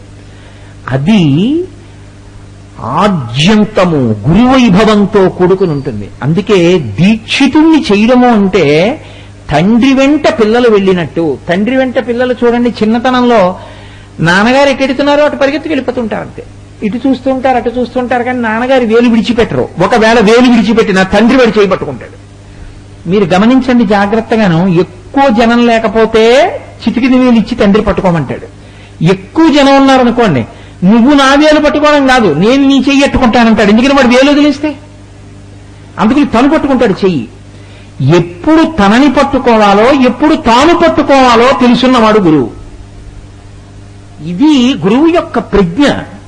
అలా పట్టుకుంటాడు. ఆయనతో పట్టుకోవడం వచ్చిందనుకోండి, నిజంగా అయ్యప్ప స్వామి యొక్క దీక్షా విధానం స్కాందం ఎలా చెప్పిందో అలా మీరు గురువు గారి యొక్క సహచర్యంలో 42 రోజులు మండలం పాటు దీక్ష చేస్తే నీ జీవిత విధానం మారిపోతుందంటే అంత గొప్పగా ఉంటుంది. 1 గంటలో ఎంత మార్పు వచ్చేస్తుందో గురువు గారితో తిరగడంలో.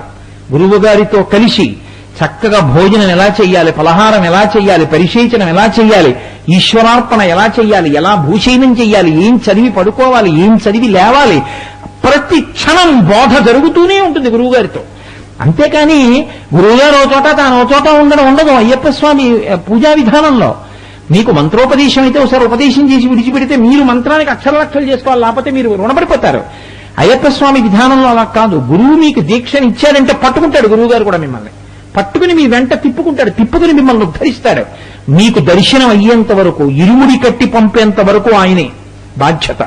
అంత గొప్ప స్వరూపం లోకంలో అయ్యప్ప స్వామి యొక్క స్వరూపం. నేను అందుకే మీకు ఎలాగో మనవి చేశాను కాబట్టి ఒక మాట చెప్పి ఇవాళ నేను ఈ అయ్యప్ప వైభవాన్ని పూర్తి చేసి శివ వైభవంలో 4 మాటలు చెప్పి పూర్తి చేసేస్తాను. ఎంచేతనంటే ఇది పూర్తయ్యేదా? అయ్యప్ప స్వామి వైభవము అని ఉపన్యాసం చెప్పాలనుకోండి, కొన్ని నెలల పర్యంతం ఉపన్యాసం చెప్పినా అదేం పూర్తవదు. అంత గొప్ప స్వరూపం. ఆ స్వరూపం స్కాంద పురాణంలో ఎంత గొప్పగా మాట్లాడారో ఆ స్వామి గురించి. శివ కుటుంబంలో 3వ కొడుగ్గా ఆయన పూజలు అందుకున్నాడు మహానుభావుడు, అందుకుంటున్నాడు ఇప్పటికీ. సరే, నేను మీతో మాట మనవి చేశాను, దాన్ని పూర్తి చేసి నేను ఇది చేస్తాను. ఎందుకంటే నేను వేసిన అనుమానం రేపు మిమ్మల్ని ఇబ్బంది పెట్టేది కాకూడదు. నేను దాన్ని వదిలిపెట్టి వెళ్ళిపోయాను అనుకోండి, వీడి అసాధ్యం కూలిపోను, ఆ మాట అన్నాడు కానీ చెప్పకుండా వెళ్ళిపోయాడంటారు మీరు. ఎదురుగుండా ఉన్నది అయ్యప్ప స్వామి దేవాలయం. నేను మీతో ఏం మనవి చేశాను, 2 మగవాళ్ళకి కొడుకు ఎలా పుడతాడు అన్నది తెలియనప్పుడు మీరు అసలు అక్కడ ఎలా నిలబడతారు అని అడిగాను. అనుమానంతో మీరెలా నిలబడతారండి? సంశయాత్మ వినశ్యతి. సంశయం ఉన్న చోట నాశనమే తప్ప సంశయం ఉన్న చోట ధృతి కలగదు, పట్టుదల నిలబడదు. సంశయం పోవాలి. ఇద్దరికి ఎలా పుట్టాడు మగవాళ్ళకి అన్నది మీకు తేలాలి. తేలితేనే మీరు నమ్ముతారు. దీనికి మహానుభావుడు జగద్గురువులు కనుక శంకర భగవత్పాదులు ఈ రహస్యాన్ని సౌందర్యలహరిలో చెప్పారు.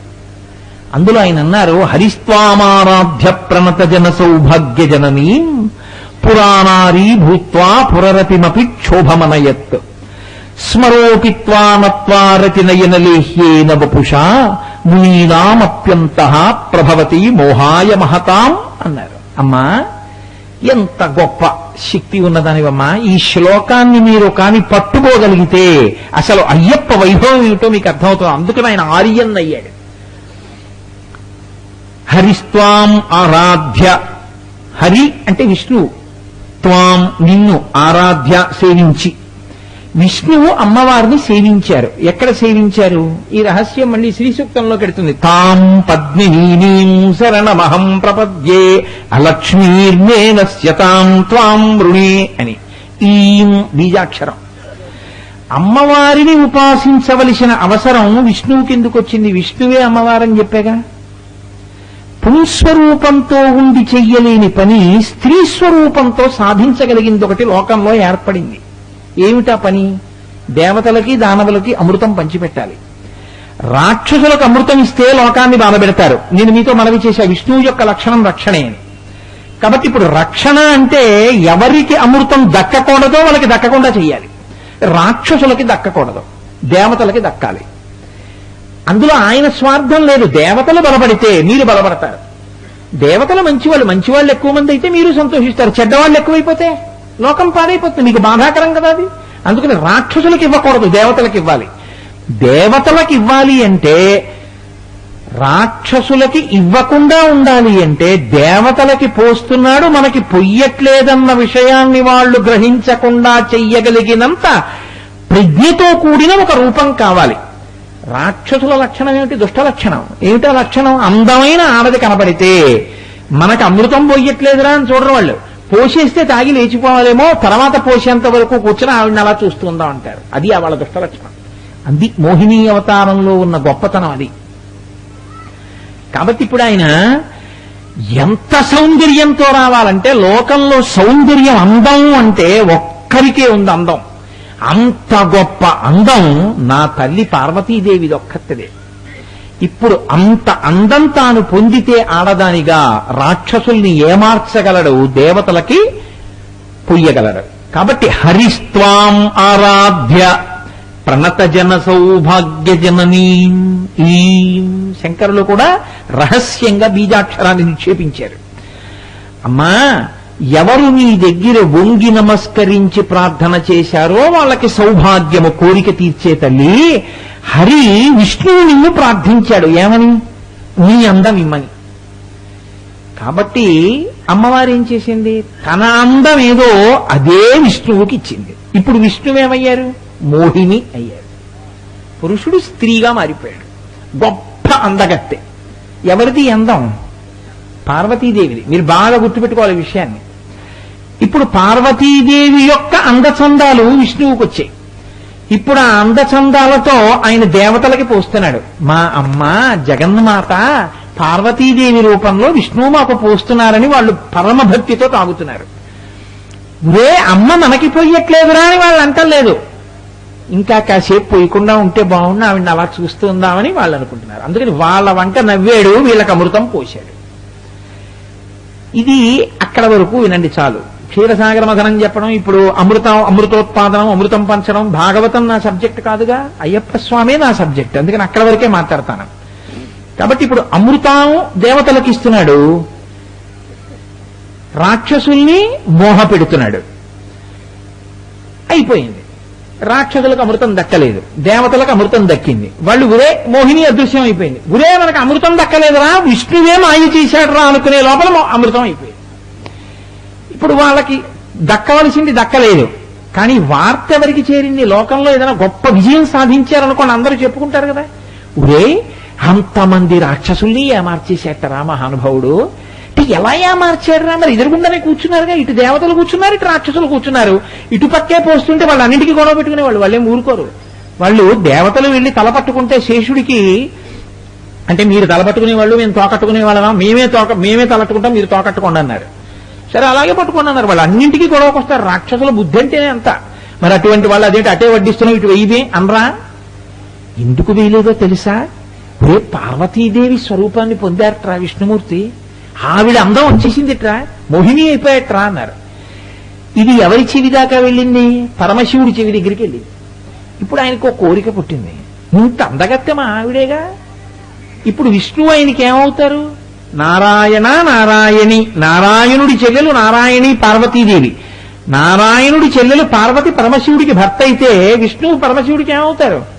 బావమరిది అవుతారు. బావమరిదికి భార్య పోలిక ఉండదండి. నాకు బావమరిది ఉన్నాడు అనుకోండి, నా బావమరిదికి మా ఆవిడ పోలికొస్తే పెద్ద విచిత్రం ఏముంది? అక్క తమ్ముళ్ళు ఇద్దరు ఓలా ఉండరా? ఉంటారు. కాబట్టి ఊరే ఇంతకు ముందు విష్ణువు పురుషుల్లో ఉండేవాడు, అచ్చు మా ఆవిళ్ళ అయ్యట్ట మోహిని స్వరూపంతో. ఇదేమిటో చూడాలనుకున్నాడు ఆయన. మా ఆవిళ్ళ ఉండడం అంటే సరదా కదండి. లోకంలో ఒక విచిత్రం ఉంటుంది. అందరూ ఇవన్నీ ఎన్ని తీసుకొచ్చావు అంటే 2 తీసుకొచ్చానంటారు. ఇలాగా అంటే నేను ఒక ఉదాహరణ చెప్తాను. మా ఆవిడికి ఒక్కదానికి ఎన్ని తీసుకొచ్చావు అంటే 2 తీసుకొచ్చానని ఇలా అనడం అలవాటు అనుకోండి. అదేంటి అందరూ 2 అంటే ఇలా అంటారు, ఇలా అంటామేమిటి అన్నాను అనుకోండి. కొన్నాళ్ళకి నాకు మేనకోడలు పుట్టింది అనుకోండి, ఏమ్మా ఎన్ని తిన్నావురా, మామిడి పళ్ళు ఇవ్వాలా అంటే మాయగారు 2 తిన్నానని ఇలా అందనుకోండి, నేను వెంటనే చెయ్యట్టుకుని ముద్దెట్టుకుంటాను. విసే నీకు మీ అత్త పోలికి వచ్చిందేవో అంటాను. అంటానా అన్నా? అచ్చు మా ఆవిళ్ళ ఇది ఇలా అంది 2 అని ఇలా అనకుండాను మా ఆవిడ పోలికని పొంగిపోయి ఓ 100 రూపాయలు ఇద్దాం అనుకున్నామని 500 ఇచ్చేస్తాను. మా ఆవిడ పోలిక మేనకోడలకి కదండి. అలా మా బావమరిది అచ్చు మా ఆవిళ్ళ అయిపోయాక చూసొద్దామని ఈయన బయలుదేరాడు. చూసొద్దామని బయలుదేరేటప్పటికి ఆయన మోహినిలో లేడు, ఆయన విష్ణువుగా ఉన్నాడు. వీళ్ళు అన్నాడు, బావా నువ్వేమిటో అచ్చు మా ఆవిళ్ళ వేషం కట్టావుట, ఏదోసారి చూపించన్నాడు. అంటే ఆయన అన్నాడు, ఎందుకులే బావగారు అవన్నీ ఏదో అయిపోయింది, దాని ప్రయోజనం అయిపోయింది, ఇప్పుడు ఎందుకు అవన్నీ బాగుండదులేండి అన్నాడు. అక్కడ లేదేమిటి పార్వతీదేవి, అక్కడే ఉంది, ఆవిడ నవ్వుతోంది.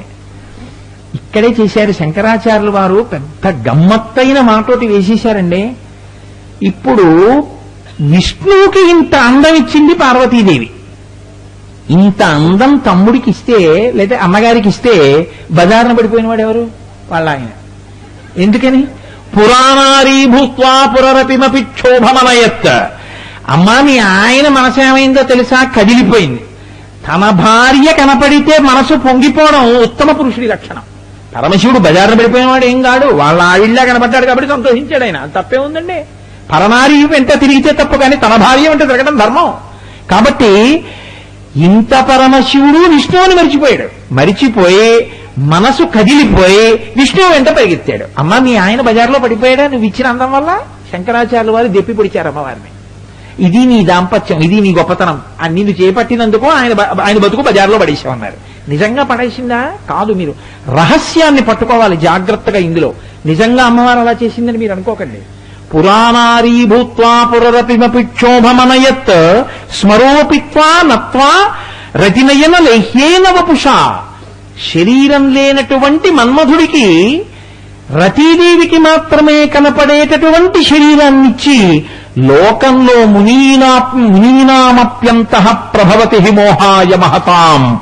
తపస్సు చేసుకునేటటువంటి మునుల యొక్క మనస్సులు కూడా క్షోభ పెట్టగలిగిన శక్తి కాలిపోయి ఒళ్ళు లేక ఎవరికీ కనపడకుండా రతీదేవికి మాత్రమే కనపడేటటువంటి ఒళ్ళున్న మన్మధుడికి నువ్వు ఇచ్చేశావు. ఇంత శక్తి ఇచ్చావు కాబట్టే విష్ణుమూర్తి పార్వతీదేవిలా కనపడితే మోహినిగా పరమశివుడు ఆవిడ వెంటబడ్డాడు. ఇప్పుడు పరమశివుడు వెనక పరిగెడుతున్నాడు, ముందు విష్ణువు మోహిని అవతారంలో బంతితో ఆడుకుంటూ ముందు పరిగెడుతున్నాడు.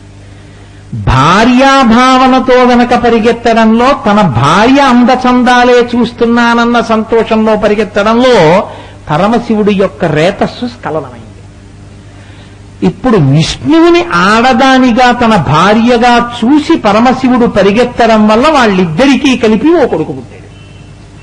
ఎవరైనా? ఆయనే ఆర్యన్ అయ్యప్ప స్వామి. ఇప్పుడు అమ్మవారు ఏం చేస్తోంది? అమ్మవారు వీళ్ళిద్దరికీ కొడుకు పుట్టడాన్ని ప్రధానంగా తీసుకుంది. తన అన్నగారికి తన భర్తకి కలిపి కొడుకు పుట్టాలి. తన అన్నగారికి తన భర్తకి కలిపి కొడుకు పుట్టాలంటే తన భర్త అన్యకాంత వంక చూడడం. మహానుభావుడు పరమశివుడు అంటే అంతటి జ్ఞాని. ఆయన ఎందుకు చూస్తాడు? చూడడం. ఆయన చూడాలంటే తన భార్య అంటే తాను ఎలా ఉంటుందో అలా విష్ణువు కనపడితేనే చూస్తారు. విష్ణువు అలా కనపడేటట్టు చేసింది ఆవిడ. తన అందం విష్ణువుకి ఇచ్చింది. ఇప్పుడు మోహిని అయ్యాడు ఆయన. విష్ణువు వెంట శివుడు పడ్డాడు.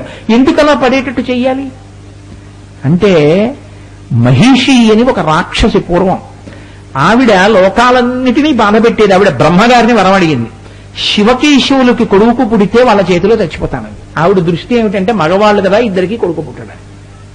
ఇప్పుడు వాళ్ళిద్దరికీ కొడుకు పుట్టాలంటే శివుడు అన్యకాంత వంకే చూడడు కదా, ఇంకో పురుషుడి వంక చూసి ఎందుకు కొడుకుని కంటాడు? కాబట్టి ఇప్పుడు విష్ణువుని పార్వతీదేవిగా మార్చాలంటే ఎవరి చేతిలో ఉంది? పరాశక్తి చేతిలో ఉంది ఆ విషయం. అమ్మవారు విష్ణువు కూర్చుని నాలో నేను రమిస్తున్నాను అనుకోండి, నా లోపలే దర్శనం చేసుకుంటూ కళ్ళు మూసేసుకుని ఇలా కూర్చున్నాను అనుకోండి, అన్ని కదలికలు ఆగిపోయి నాలో ఉన్న శివుణ్ణి నేను చూస్తే అది శివుడు. నేను కళ్ళు విప్పి అన్ని చూస్తూ కదులుతున్నాను అనుకోండి, శక్తి. ఇప్పుడు శక్తి, శివుడు, విష్ణువు ఎప్పుడు కదిలినా లోకాల్ని రక్షించడమే ప్రయోజనంగా పెట్టుకున్నటువంటి తండ్రి శ్రీ మహావిష్ణువు. ముగ్గురి యొక్క తేజస్సు ఎవరిలోకి వచ్చి కూర్చుంది? అయ్యప్ప స్వామిలోకి వచ్చి కూర్చుంది. ఆయనకి తండ్రి పోలిక చేత ఏం చేస్తాడు? కదలకుండా కూర్చుంటాడు. అందుకే పొరపాట్నైనా కదులుతానేమోనని ధ్యానంలో కూర్చోడానికి ఇలా కూర్చోవడం అంటే చాలాసేపు ఉండలేరు, ఇలా వంగిపోతాయి. అలా కూర్చునే రూపాలు రెండే ఉన్నాయి లోకంలో. ఒకటి యోగ నరసింహుడు అని నరసింహస్వామి కూర్చుంటారు. మళ్ళీ అలా యోగంలో కూర్చుని ఉండేవారు ఒక్క అయ్యప్ప స్వామి కూర్చుంటారు. ధ్యానముద్రలో పరమశివుడు ఉంటాడు. ఇలా యోగంలో కూర్చుంటే మనసులో ఆ యోగంలో నిలబడిపోతే మెల్లిగా కాళ్ళు ఇలా పడిపోతాయేమో అని, పడిపోకుండా ఉండడం కోసమని ఇలా మీరు పెట్టు కూర్చుంటే ఇక్కడ నొప్పులు వస్తాయండి. ఆయన యోగ పట్టాన్ని కట్టేసుకుంటాడు. ఇలాగా కట్టేసుకుని అలాగే ఉంటాడు, ఇలా చిన్ముద్ర పట్టి. అంటే జీవుడే ఈశ్వరుడు అని నిరూపిస్తూ ఉంటాడు. తత్వమసి అన్న మహావాక్యం చేత నిరూపిస్తూ అలా కూర్చుని ఉంటాడు. ఇప్పుడు కదలిక లేని స్థితి చేత శివుడు, కదలికల చేత అందం చేత అమ్మవారు. తాను కదిలి మహిషిని సంహరించి లోకాన్ని రక్షించడంలో పూర్ణంగా పుష్కలంగా తన దగ్గర పెట్టుకుని తను ఇలా కూర్చున్నా మీ కోరిక తెలుసుకుని మీకు అనుగ్రహిస్తుండడంలో కదలికల యందు శక్తి. ఇప్పుడు ఒక్క అయ్యప్ప స్వామి దర్శనం చేస్తే మీరు ఏ ముగ్గురిని దర్శనం చేసినట్లు? పార్వతీదేవిని, పరమశివుణ్ణి, శ్రీ మహావిష్ణువుని ముగ్గురిని దర్శనం చేయడం వల్ల మీకు ఎన్ని శక్తులు కలుగుతాయో ఒక్క అయ్యప్ప స్వామిని, ఒక్క ఆర్యన్ని దర్శనం చేస్తే అన్ని శక్తులు కలుగుతాయి. ఇది చెప్పకుండా శంకరాచార్యుల వారు చెప్పడంలో ప్రజ్ఞ ఎక్కడుందంటే హరిస్వామారాధ్య ప్రణత జన సౌభాగ్య జననీం. ఇప్పుడు అంత మహోత్కృష్టమైన స్వరూపం ఆ స్వరూపం అని తెలుసుకున్న తర్వాత మీరు వెళ్ళి నమస్కరించకుండా ఎలా ఉండగలరు? అందుకే ఎక్కడెక్కడ అయ్యప్ప దేవాలయం ఉంటుందో అక్కడక్కడ గురు వైభవం ఉన్నది అని గుర్తు. అందుకే గురువు చెయ్యలేంది లోకంలో ఏదీ ఉండదు. గురువు తన కొరకు తానేమీ చేసుకోడు. గురువు లోకం కొరకే చేస్తాడు. ఏది చేసినా తాను ఎంత కష్టపడిపోనివ్వండి, ఎంత నలిగిపోనివ్వండి, పట్టించుకోడు. లోకం యొక్క క్షేమాన్ని ఆలోచిస్తాడు. శిష్యులు ఏం చేస్తారు? ఇలా ఆయన నలిగిపోతే, ఆయన పడిపోతే మాకు చెప్పేవాడెవరు? అందుకని ఆయన పడిపోకుండా శిష్యులు రక్షించుకుంటుంటారు. ఆయన క్షేమాన్ని శిష్యులు చూస్తారు. ఆయన తన క్షేమాన్ని చూసుకోడు. తను కాలిపోతూ కొవ్వొత్తిలా లోకక్షేమం కొరకు తాను ప్రవర్తిస్తాడు. అయ్యప్ప స్వామి దేవాలయం ఏ ఊర్లోనైనా ఉంది అంటే ఆయన అనుగ్రహంతో గురువైభవం ఎలా ఉంటుందో అలా ఆయన లోకం యొక్క క్షేమాన్ని ఆలోచిస్తూ తాను ఇలాగే కూర్చుని ఉంటాడు. పూర్ణ బ్రహ్మచర్యంతో ఉండేటటువంటి మహితాత్ముడైన అంత గొప్ప స్వరూపం అయ్యప్ప స్వామి వారి యొక్క స్వరూపం. సరే, నేను అటువంటి క్షేత్రానికి ఎదురుగుండా అయ్యప్ప స్వామి దేవాలయం వంక చూస్తూ ప్రసంగం చేయవలసి వస్తుందేమో అని నాకెందుకు ఆయన వచ్చి నన్ను అడిగినప్పుడు నాకు అనుమానం వచ్చింది. సాధారణంగా అలాంటి అనుమానం రాకూడదు, కానీ నాకు ఎందుకో అనుమానం వచ్చింది. నేను ఉపన్యాసం చెప్పేటప్పుడు నా కళ్ళ ఎదురుగుండా అయ్యప్ప స్వామి గుడి ఉంటుందేమో అని అనిపించింది. ఎందుకో కళ్ళ ముందు అయ్యప్ప స్వామి గుడి ఉంటుండగా 2 రోజుల ప్రసంగంలో ఒక్కసారి కూడా ఆయన వైభవాన్ని చెప్పకుండా నేను వచ్చేస్తే అది కంటితో చూస్తున్నదొకటి, అసలు ఆ పేరెత్తకుండా వెళ్ళడం. కంటికి కనపడినా ఆ పేరెత్తంది ఎప్పుడు? వైముఖ్యం చేత. ఇష్టం లేకపోతే కంటికి కనపడినా మీరు అసలు పేరెత్తరు, పలకరించారు కదండి. కళ్ళ ముందు కనపడినా సరే పలకరించట్లేదు అనుకోండి, మీరు పేరెత్తట్లేదు అనుకోండి, ఏమిటి దానికి గుర్తు? అంటే కనీసం పేరు కూడా ఎత్తలేదండి, నా కళ్ళ ముందు కనపడినా నా పేరెత్తి పన్నెత్తి పలకరించలేదంటారు. అది వైముఖ్యానికి గుర్తు. నేను ఆయన కింకరుణ్ణి, నాకు ఆయన అంటే ఎంతో భక్తి. నాకు కళ్ళ ముందు ఆయన కనపడుతుంటే, ఆయన దేవాలయం కనపడుతుంటే నేను చెప్పకుండా వెళ్ళిపోవడం నాకు ఎలా కుదురుతుంది? అందుకే ముందే ఆయన నా చేత ఎందుకు పలికించారో. వారు నా దగ్గరికి వచ్చి 2 రోజులు ఉపన్యాసం చెప్పమంటే మొదటి రోజు గజేంద్ర మోక్షణం చెప్పండి అన్నారు. 2వ రోజు ఆయన అడగకుండానే నేను ఆపన్నాను. మీరు మొదటి రోజు తల్లి గురించి అడిగారు, 2వ రోజు నేను అయ్యప్ప గురించి చెప్పి శివుడి గురించి చెప్తాను. ఎందుకో నాకు అనుమానం వచ్చింది, నా కళ్ళ ముందు గుడి ఉంటుందేమో అని. అదే యథార్థం. అందుకని ఇవాళ నా మనసు తృప్తిగా ఉంది. నేను అయ్యప్ప స్వామి వారి గురించి 4 మాటలు మనవి చేసుకున్నాను. కాబట్టి ఇవాళ పౌర్ణమి, చాలా గొప్ప తిథి, అమ్మవారు పరిపూర్ణమైనటువంటి కళ్ళతో వెలిగేటటువంటి రోజు. కాబట్టి నేను ఆ శివస్వరూపం గురించి, ఇప్పటికే 8:30 అయిపోయింది, అయినా నేను ఆ శివస్వరూపం గురించి ఒక 4 మాటలు మనవి చేసి నా ఉపన్యాసాలని పూర్తి చేసేస్తాను. శివుడికి శివ అని పేరు. శివ అంటే యథార్థమునకు నామవాచకం కాదు, అంటే అదొక పేరు అని మీరు అనుకోవద్దు. శివ అంటే అర్థం ఏమిటంటే ఎప్పుడూ ఏది చేస్తూ ఉంటాడో దాన్ని బట్టి ఆయనకి ఆ పేరు వచ్చింది. మీరు లోకంలో చూడండి, కొంతమందికి ఆయన చేసేటటువంటి పనితోటి ఆయన పేరు పలకబడుతూ ఉంటుంది. ఇప్పుడు మా గోపాలకృష్ణ గారు ఉన్నారు. మా గోపాలకృష్ణ గారిని చాలా మంది మేస్టార్ అంటుంటారు. మా అబ్బాయి మేస్టార్ అంటారు, మా ఆవిడ మేస్టార్ అంటారు, చాలా మంది ఆయన మేస్టార్ అంటారు. ఏమిటి మేస్టార్ అని నేను ఒకసారి అడిగాను, ఆయన ఎందుకు ఆయన మేస్టార్ అంటారని అడిగాను. అడిగితే ఆయన ఒకప్పుడు లెక్చరర్ గా చేశారు, ఆయన రిటైర్ అయిపోయి చాలా కాలం అయింది. అయినా ఆయన పేరు ఇప్పటికీ చాలా మంది ఆయన మేస్టార్ అనే అంటారు. చేసినటువంటి ఉద్యోగాన్ని బట్టి ఇప్పటికీ మేస్టార్ అని పిలిచినట్టే లోకంలో చేసే పనిని బట్టి అది పేరైపోయిన వాళ్ళు ఉంటారు. ఎప్పుడూ ఆయన ఏం చేస్తూ ఉంటాడు, ఎప్పుడూ ఎప్పుడూ మంగళమే చేస్తాడు. మంగళం అంటే శుభం. ఎప్పుడూ శుభం తప్ప అశుభం చెయ్యడం ఎవరికి చేత కాదో, ఎవడు ఎన్నడూ అశుభాన్ని చెయ్యడో వాడికి శివుడని పేరు. ఇది గమ్మత్. అంటే శివుడు ఎప్పుడైనా అశుభం చేస్తాడా?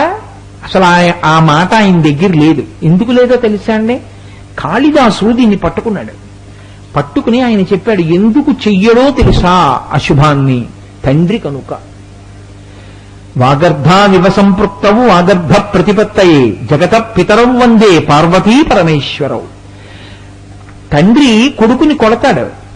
కొడుకుని కొట్టేటప్పుడు ఎలా కొడతాడు? ఎలా పడితే అలా కొట్టాడు. గోబ మీద తగిలేటట్టును కంటి మీద తగిలేటట్టు కొట్టాడు. బాగా చూసి చూసి చూసి చూసి కొడతాడు. ఎందుకంతలా చూసి కొట్టడం అంటే ప్రమాదం కొడుక్కి రాకూడదు, కొడుకు మంచి మార్గంలోకి రావాలి, అందుకే కొడతాడు అంతే. కొట్టడంలో కూడా కొడుకు యొక్క అభ్యున్నతిని కోరుకున్న కొడుకు తండ్రిలా, దెబ్బలాడేటప్పుడు కూడా కేవలం శిష్యుల యొక్క అభ్యున్నతిని కోరుకున్నటువంటి పెద్దరికంతో ఉన్న గురువులా ప్రవర్తించగలిగినటువంటి స్థితి ఉన్నవాడెవరో ఆయనకి శివుడని పేరు. అందుకే శివుడు ఏం చేస్తుంటాడో అంత శుభం చేస్తాడంటున్నారు కదా, మరి ఆయన్ని లయకారుడు అని ఎందుకు పిలిచారు? లయ అంటే చాలా మంది దృష్టిలో ఏమిటంటే లయకారకత్వము అంటే చంపేస్తాడండి, అందుకే శ్మశానంలో ఉంటాడండి ఆయన, అందుకనే ఆయన జోలికి వెళ్ళకూడదండి, చాలా ప్రమాదం అండి అంటారు. అది అమాయకత్వం, తెలియనితనం. అసలు నిజంగా శివ అన్న పేరు ఎందుకు వచ్చిందో తెలుసా అండి? 3 కారణాలకు వచ్చింది. ఆయన ప్రళయం చేస్తాడు. శివుడు ప్రళయకర్త. ప్రళయకర్త అనగానే ఏంటంటే ఆ లోకాన్నంతటినీ చంపేస్తాడంటారు. కాదు, లయ 3 రకాలుగా ఉంటుంది. మీరు బాగా జ్ఞాపకం పెట్టుకోండి విషయాన్ని. స్వల్పకాలిక లయ లేదా స్వల్పకాలిక ప్రళయము అంటారు. ఆత్యంతిక ప్రళయము, మహాప్రళయము అని 3 ఉంటాయి. స్వల్పకాలిక లయం ప్రతిరోజు చేస్తాడు ఆయన. ఎందుకనంటే మీరు ఈ శరీరంతో కొన్ని పనులు చేస్తారు, ఇంద్రియాలతో కొన్ని పనులు చేస్తారు. రాత్రి అయ్యేటప్పటికీ ఇది బడలిపోతుంది.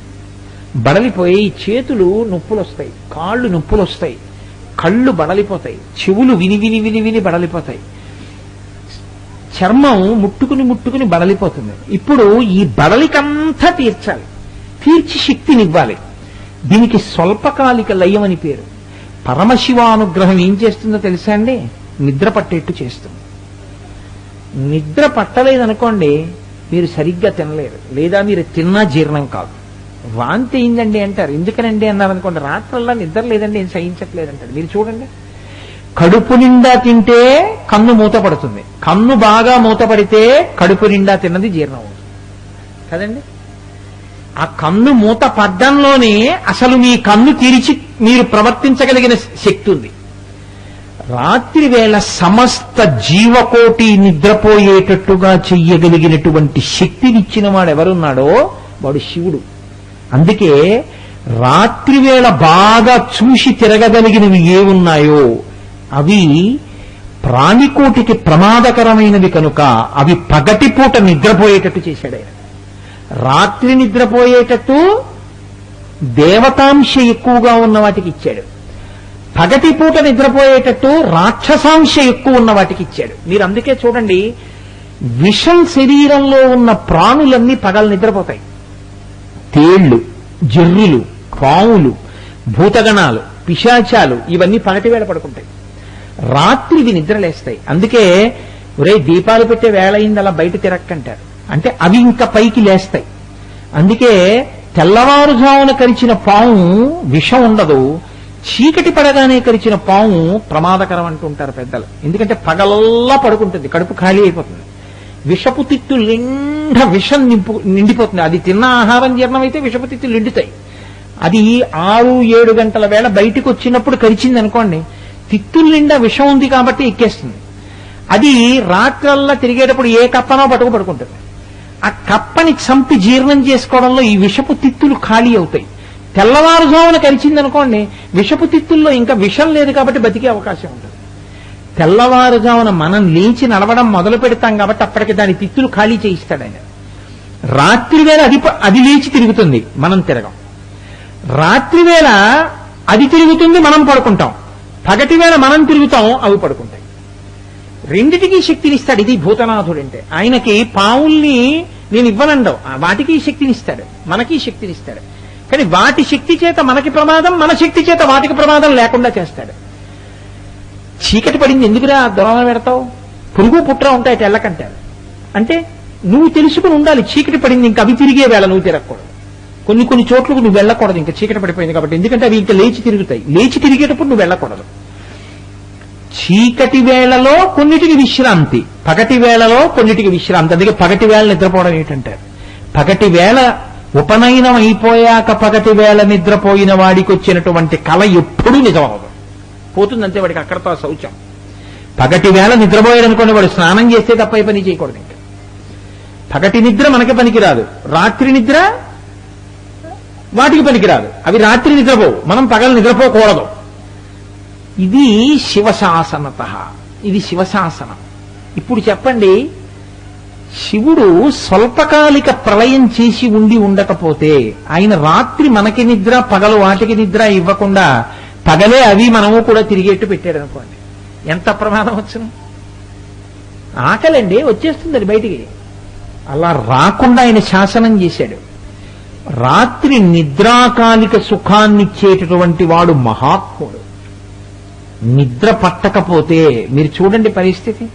మీరు ఏం చేయగలరండి నిద్రపోవాలంటే? పరుపు వేసుకోగలరు, ఆల్అౌట్ పెట్టుకోగలరు, ఏసీ వేసుకోగలరు, పల్చటి దుప్పటి కప్పుకోగలరు, పడుకోగలరు. నిద్ర పట్టకపోతే తహసీల్దార్ ఆఫీసులో చలానా కట్టి తెచ్చుకుంటారేంటి? అదే రేషన్ కార్డా? అలా ఏం తెచ్చుకోలేరు మీరు. దానికి ఏం రిలీజ్ ఆర్డర్ ఉండదు. ఈయన కాస్త నిద్ర ఎక్కించండి అనడానికి ఏం ఉండదు. పైగా మీరు కృతకంగా నిద్రపోవడం అలవాటు చేసుకుంటే మీ నాడీ మండలం శక్తిహీనం అయిపోతుంది కొంతకాలానికి. అందుకే స్లీపింగ్ పిల్స్ అదే పనిగా వేసుకోవద్దని చెప్తారు. స్లీపింగ్ పిల్ మీరు బలవంతంగా నిద్ర తెచ్చుకోకూడదు. నిద్ర తనంత తాను రావాలి. నిద్ర పట్టకపోతే దుష్టాలోచనలతో ఉన్నవాడని గుర్తు. మహాభారతంలో సంజీవుడు అడిగాడు ధృతరాష్ట్రుడిని, నీకు ఎందుకు పట్టదు నిద్ర అని అడిగాడు. రాత్రి నిద్ర పట్టాలి, తెల్లవారుజామున లేవాలి. అందుకే పూర్వం 6:30 ఇప్పటికీ కొన్ని మన గోపాలకృష్ణ గారు నాతో ప్రస్తావన చేశారు. ఏదో ఊరు నేను మర్చిపోయాను కానీ దుర్మేధాహ. కానీ ఇప్పటికీ ఎందుకు మా టేకి నేను వెంకటరమణ గారి ఊరు వెళ్ళినప్పుడు చూస్తుంటాను కదా, చాలా తొందరగా భోజనం చేసి పడుకుంటారు వాళ్ళు కదండి. చాలా మంచి అలవాటు అది, అదేం దోషమేం కాదు. అది తెల్లవారుజామున లేవడం 4 గంటలకి చాలా మంచి అలవాటు. తొందరగా పడుకోవడం చాలా మంచి అలవాటు. రాత్రివేళ జీర్ణ వ్యవస్థ బలహీనంగా ఉంటుంది కాబట్టి ఎక్కువ సమయాన్ని ఇవ్వాలి జీర్ణం చేసుకోవడానికి. అందులో తొందరగా తిని పడుకునేవారు. 11ంటికి తిని పడుకుంటానంటే మళ్ళీ 3ంటికి లేస్తానంటే కడుపులో తిప్పుతుంది. నీ మొహం ఏమిటి చేస్తావు సంధ్యావందనం, గాయత్రి చేస్తున్నానని పేరు పడు శుభ్రంగా తూలిపోతూ ఉంటాడు. అదంతా ధ్యానావస్థ అని అబద్ధాలు చెప్పకూడదు. రాత్రి సరిగ్గా పడుకోవాలి గుర్తు దానికి. కాబట్టి స్వల్పకాలిక లయము అంటే మీ మీద మీకు స్పృహ లేకుండా హాయిగా సుఖంగా మీరు నిద్రపోయేటట్టు చేసి ఆ నిద్రలో బడలిపోయిన మీ ఇంద్రియాలకన్నిటికీ మళ్ళీ శక్తినిచ్చేవాడెవరో వాడు శివుడు. అటువంటి శివుణ్ణి తిట్టడం ఏమిటంటే ఆయన అర్థం ఉందా? అది ఆయన మంగళత్వం అంటే. కాబట్టి స్వల్పకాలిక లయం చేస్తాడు ఆయన. ఇది మొదటి లయం. రెండవది ఆత్యంతిక ప్రళయము. ఇది స్వల్పకాలిక ప్రళయం అంటారు. రెండవది ఆత్యంతిక ప్రళయం అంటారు. ఆత్యంతిక ప్రళయం అంటే ఇదే నేనని అజ్ఞానంలో ఉంటాడు. ఆయన జ్ఞానం ఇస్తాడు. ఆయన జ్ఞానం ఇచ్చాడనుకోండి, జ్ఞానదాత మహేశ్వర. ఇది నేను కాదురా, లోపల తెలుసుకుంటున్నది ఏది ఉందో ఆ ఆత్మ నేను. ఆత్మచేత ఇది ధరింపబడింది. ఈ లాల్చీని నేను తొడుక్కున్నట్టే ఆత్మ దీన్ని తొడుక్కుంది. ఇంతకు పూర్వం కూడా ఎన్నో శరీరాలు తొడుక్కుంది, ఇప్పుడు ఇది తొడుక్కుంది. నిన్న గజేంద్రుడల్లా 10,00,000,000 కరణీనాథుండనయ్యుండి మద్దానంభ పరిపుష్ట చందన లతాంతఛాయలందుండలేక నీరాశ ఇటేల వచ్చిది భయం బిట్లోకదే ఈశ్వర అన్నాడు. 10,00,000,000 మంది భార్యలంటే దాని అర్థం ఏమిటంటే, ఇవ్వాలంటే ఈ శరీరంలో ఉన్నాను, దీనికో భార్య ఉంది. ఇంతకు పూర్వం కూడా ఓ శరీరంలో ఉన్నానుగా, అప్పుడో భార్య ఉంది. అంతకుముందో శరీరంలో ఉన్నాను, దానికో భార్య ఉంది. ఇలా జీవుడు ఎన్ని కోట్ల జన్మలెత్తాడో, ఎంతమంది భార్యలో, 10,00,000,000 మంది భార్యలంటే అన్ని జన్మలెత్తాడు ఈ జీవుడు. అయినా ఈ ప్రయాణం ఆగట్లేదే. నేనెవరో నేను తెలుసుకుంటే ఆ ప్రయాణం ఆగిపోతుందంటే, ఇది తెలుసుకున్నారనుకోండి ఈ ప్రయాణం ఆగిపోతుంది. అది విచిత్రం. ఇది తెలుసుకోవడం మీరు శివుడైపోవడం. మీకు ఈ జ్ఞానాన్ని ఇచ్చేటటువంటి వాడు పరమేశ్వరుడు. ఆ జ్ఞానం వచ్చిందనుకోండి ఇక మళ్ళీ పుట్టడం. అందుకే పరమశివుడు ఒక్కడే యమధర్మరాజు గారి యొక్క వక్షస్థలం మీద తంతాడు, మన్మధుణ్ణి కాల్చేస్తాడు. ఇది ఇంకొకరు చెయ్యరు, శివుడు చేస్తాడు. ఎందుకో తెలుసా అండి, మీరు అందులో ఉన్న వేద ప్రతిపాదితమైన రహస్యాన్ని చూడాలి. వక్షస్థానమంతకస్య కఠినాపస్మార సంవర్ధనం బుభృత్పర్యటనం నమత్సురసిర కోటీర సంఘర్షణం కర్ణేదం మృజలస్య తావక పదద్వంద్వస్య గౌరీపతే మచ్చేతో మడిపాదుకా విహరణం శంభో సదాంగీకురు అంటారు శివానంద లహరిలో శంకరాచార్యుల వారు. యముడి యొక్క వక్షస్థలం మీద తన్నాడు, చంపేవాడిని చంపేశాడు, పుట్టించేవాడిని కాల్చేశాడు. అమ్మగారు నాన్నగారి మీద మన్మథబాణం పడితే మనం పుడతాం, యమధర్మరాజు గారి యొక్క పాశం మీద పడితే మన శరీరం పడిపోతుంది. ఇప్పుడు ఆయన మన్మధుణ్ణి కాల్చాడు, యముణ్ణి చంపాడు. ఇప్పుడు ఆయన పాదాలు మీరు పట్టుకుంటే ఇక మన్మథబాణం పడదు, మీరు పుట్టక్కర్లేదు, ఇక మీ శరీరం పడిపోవడం అన్నది ఉండదు, ఇంకా చావక్కర్లేదు.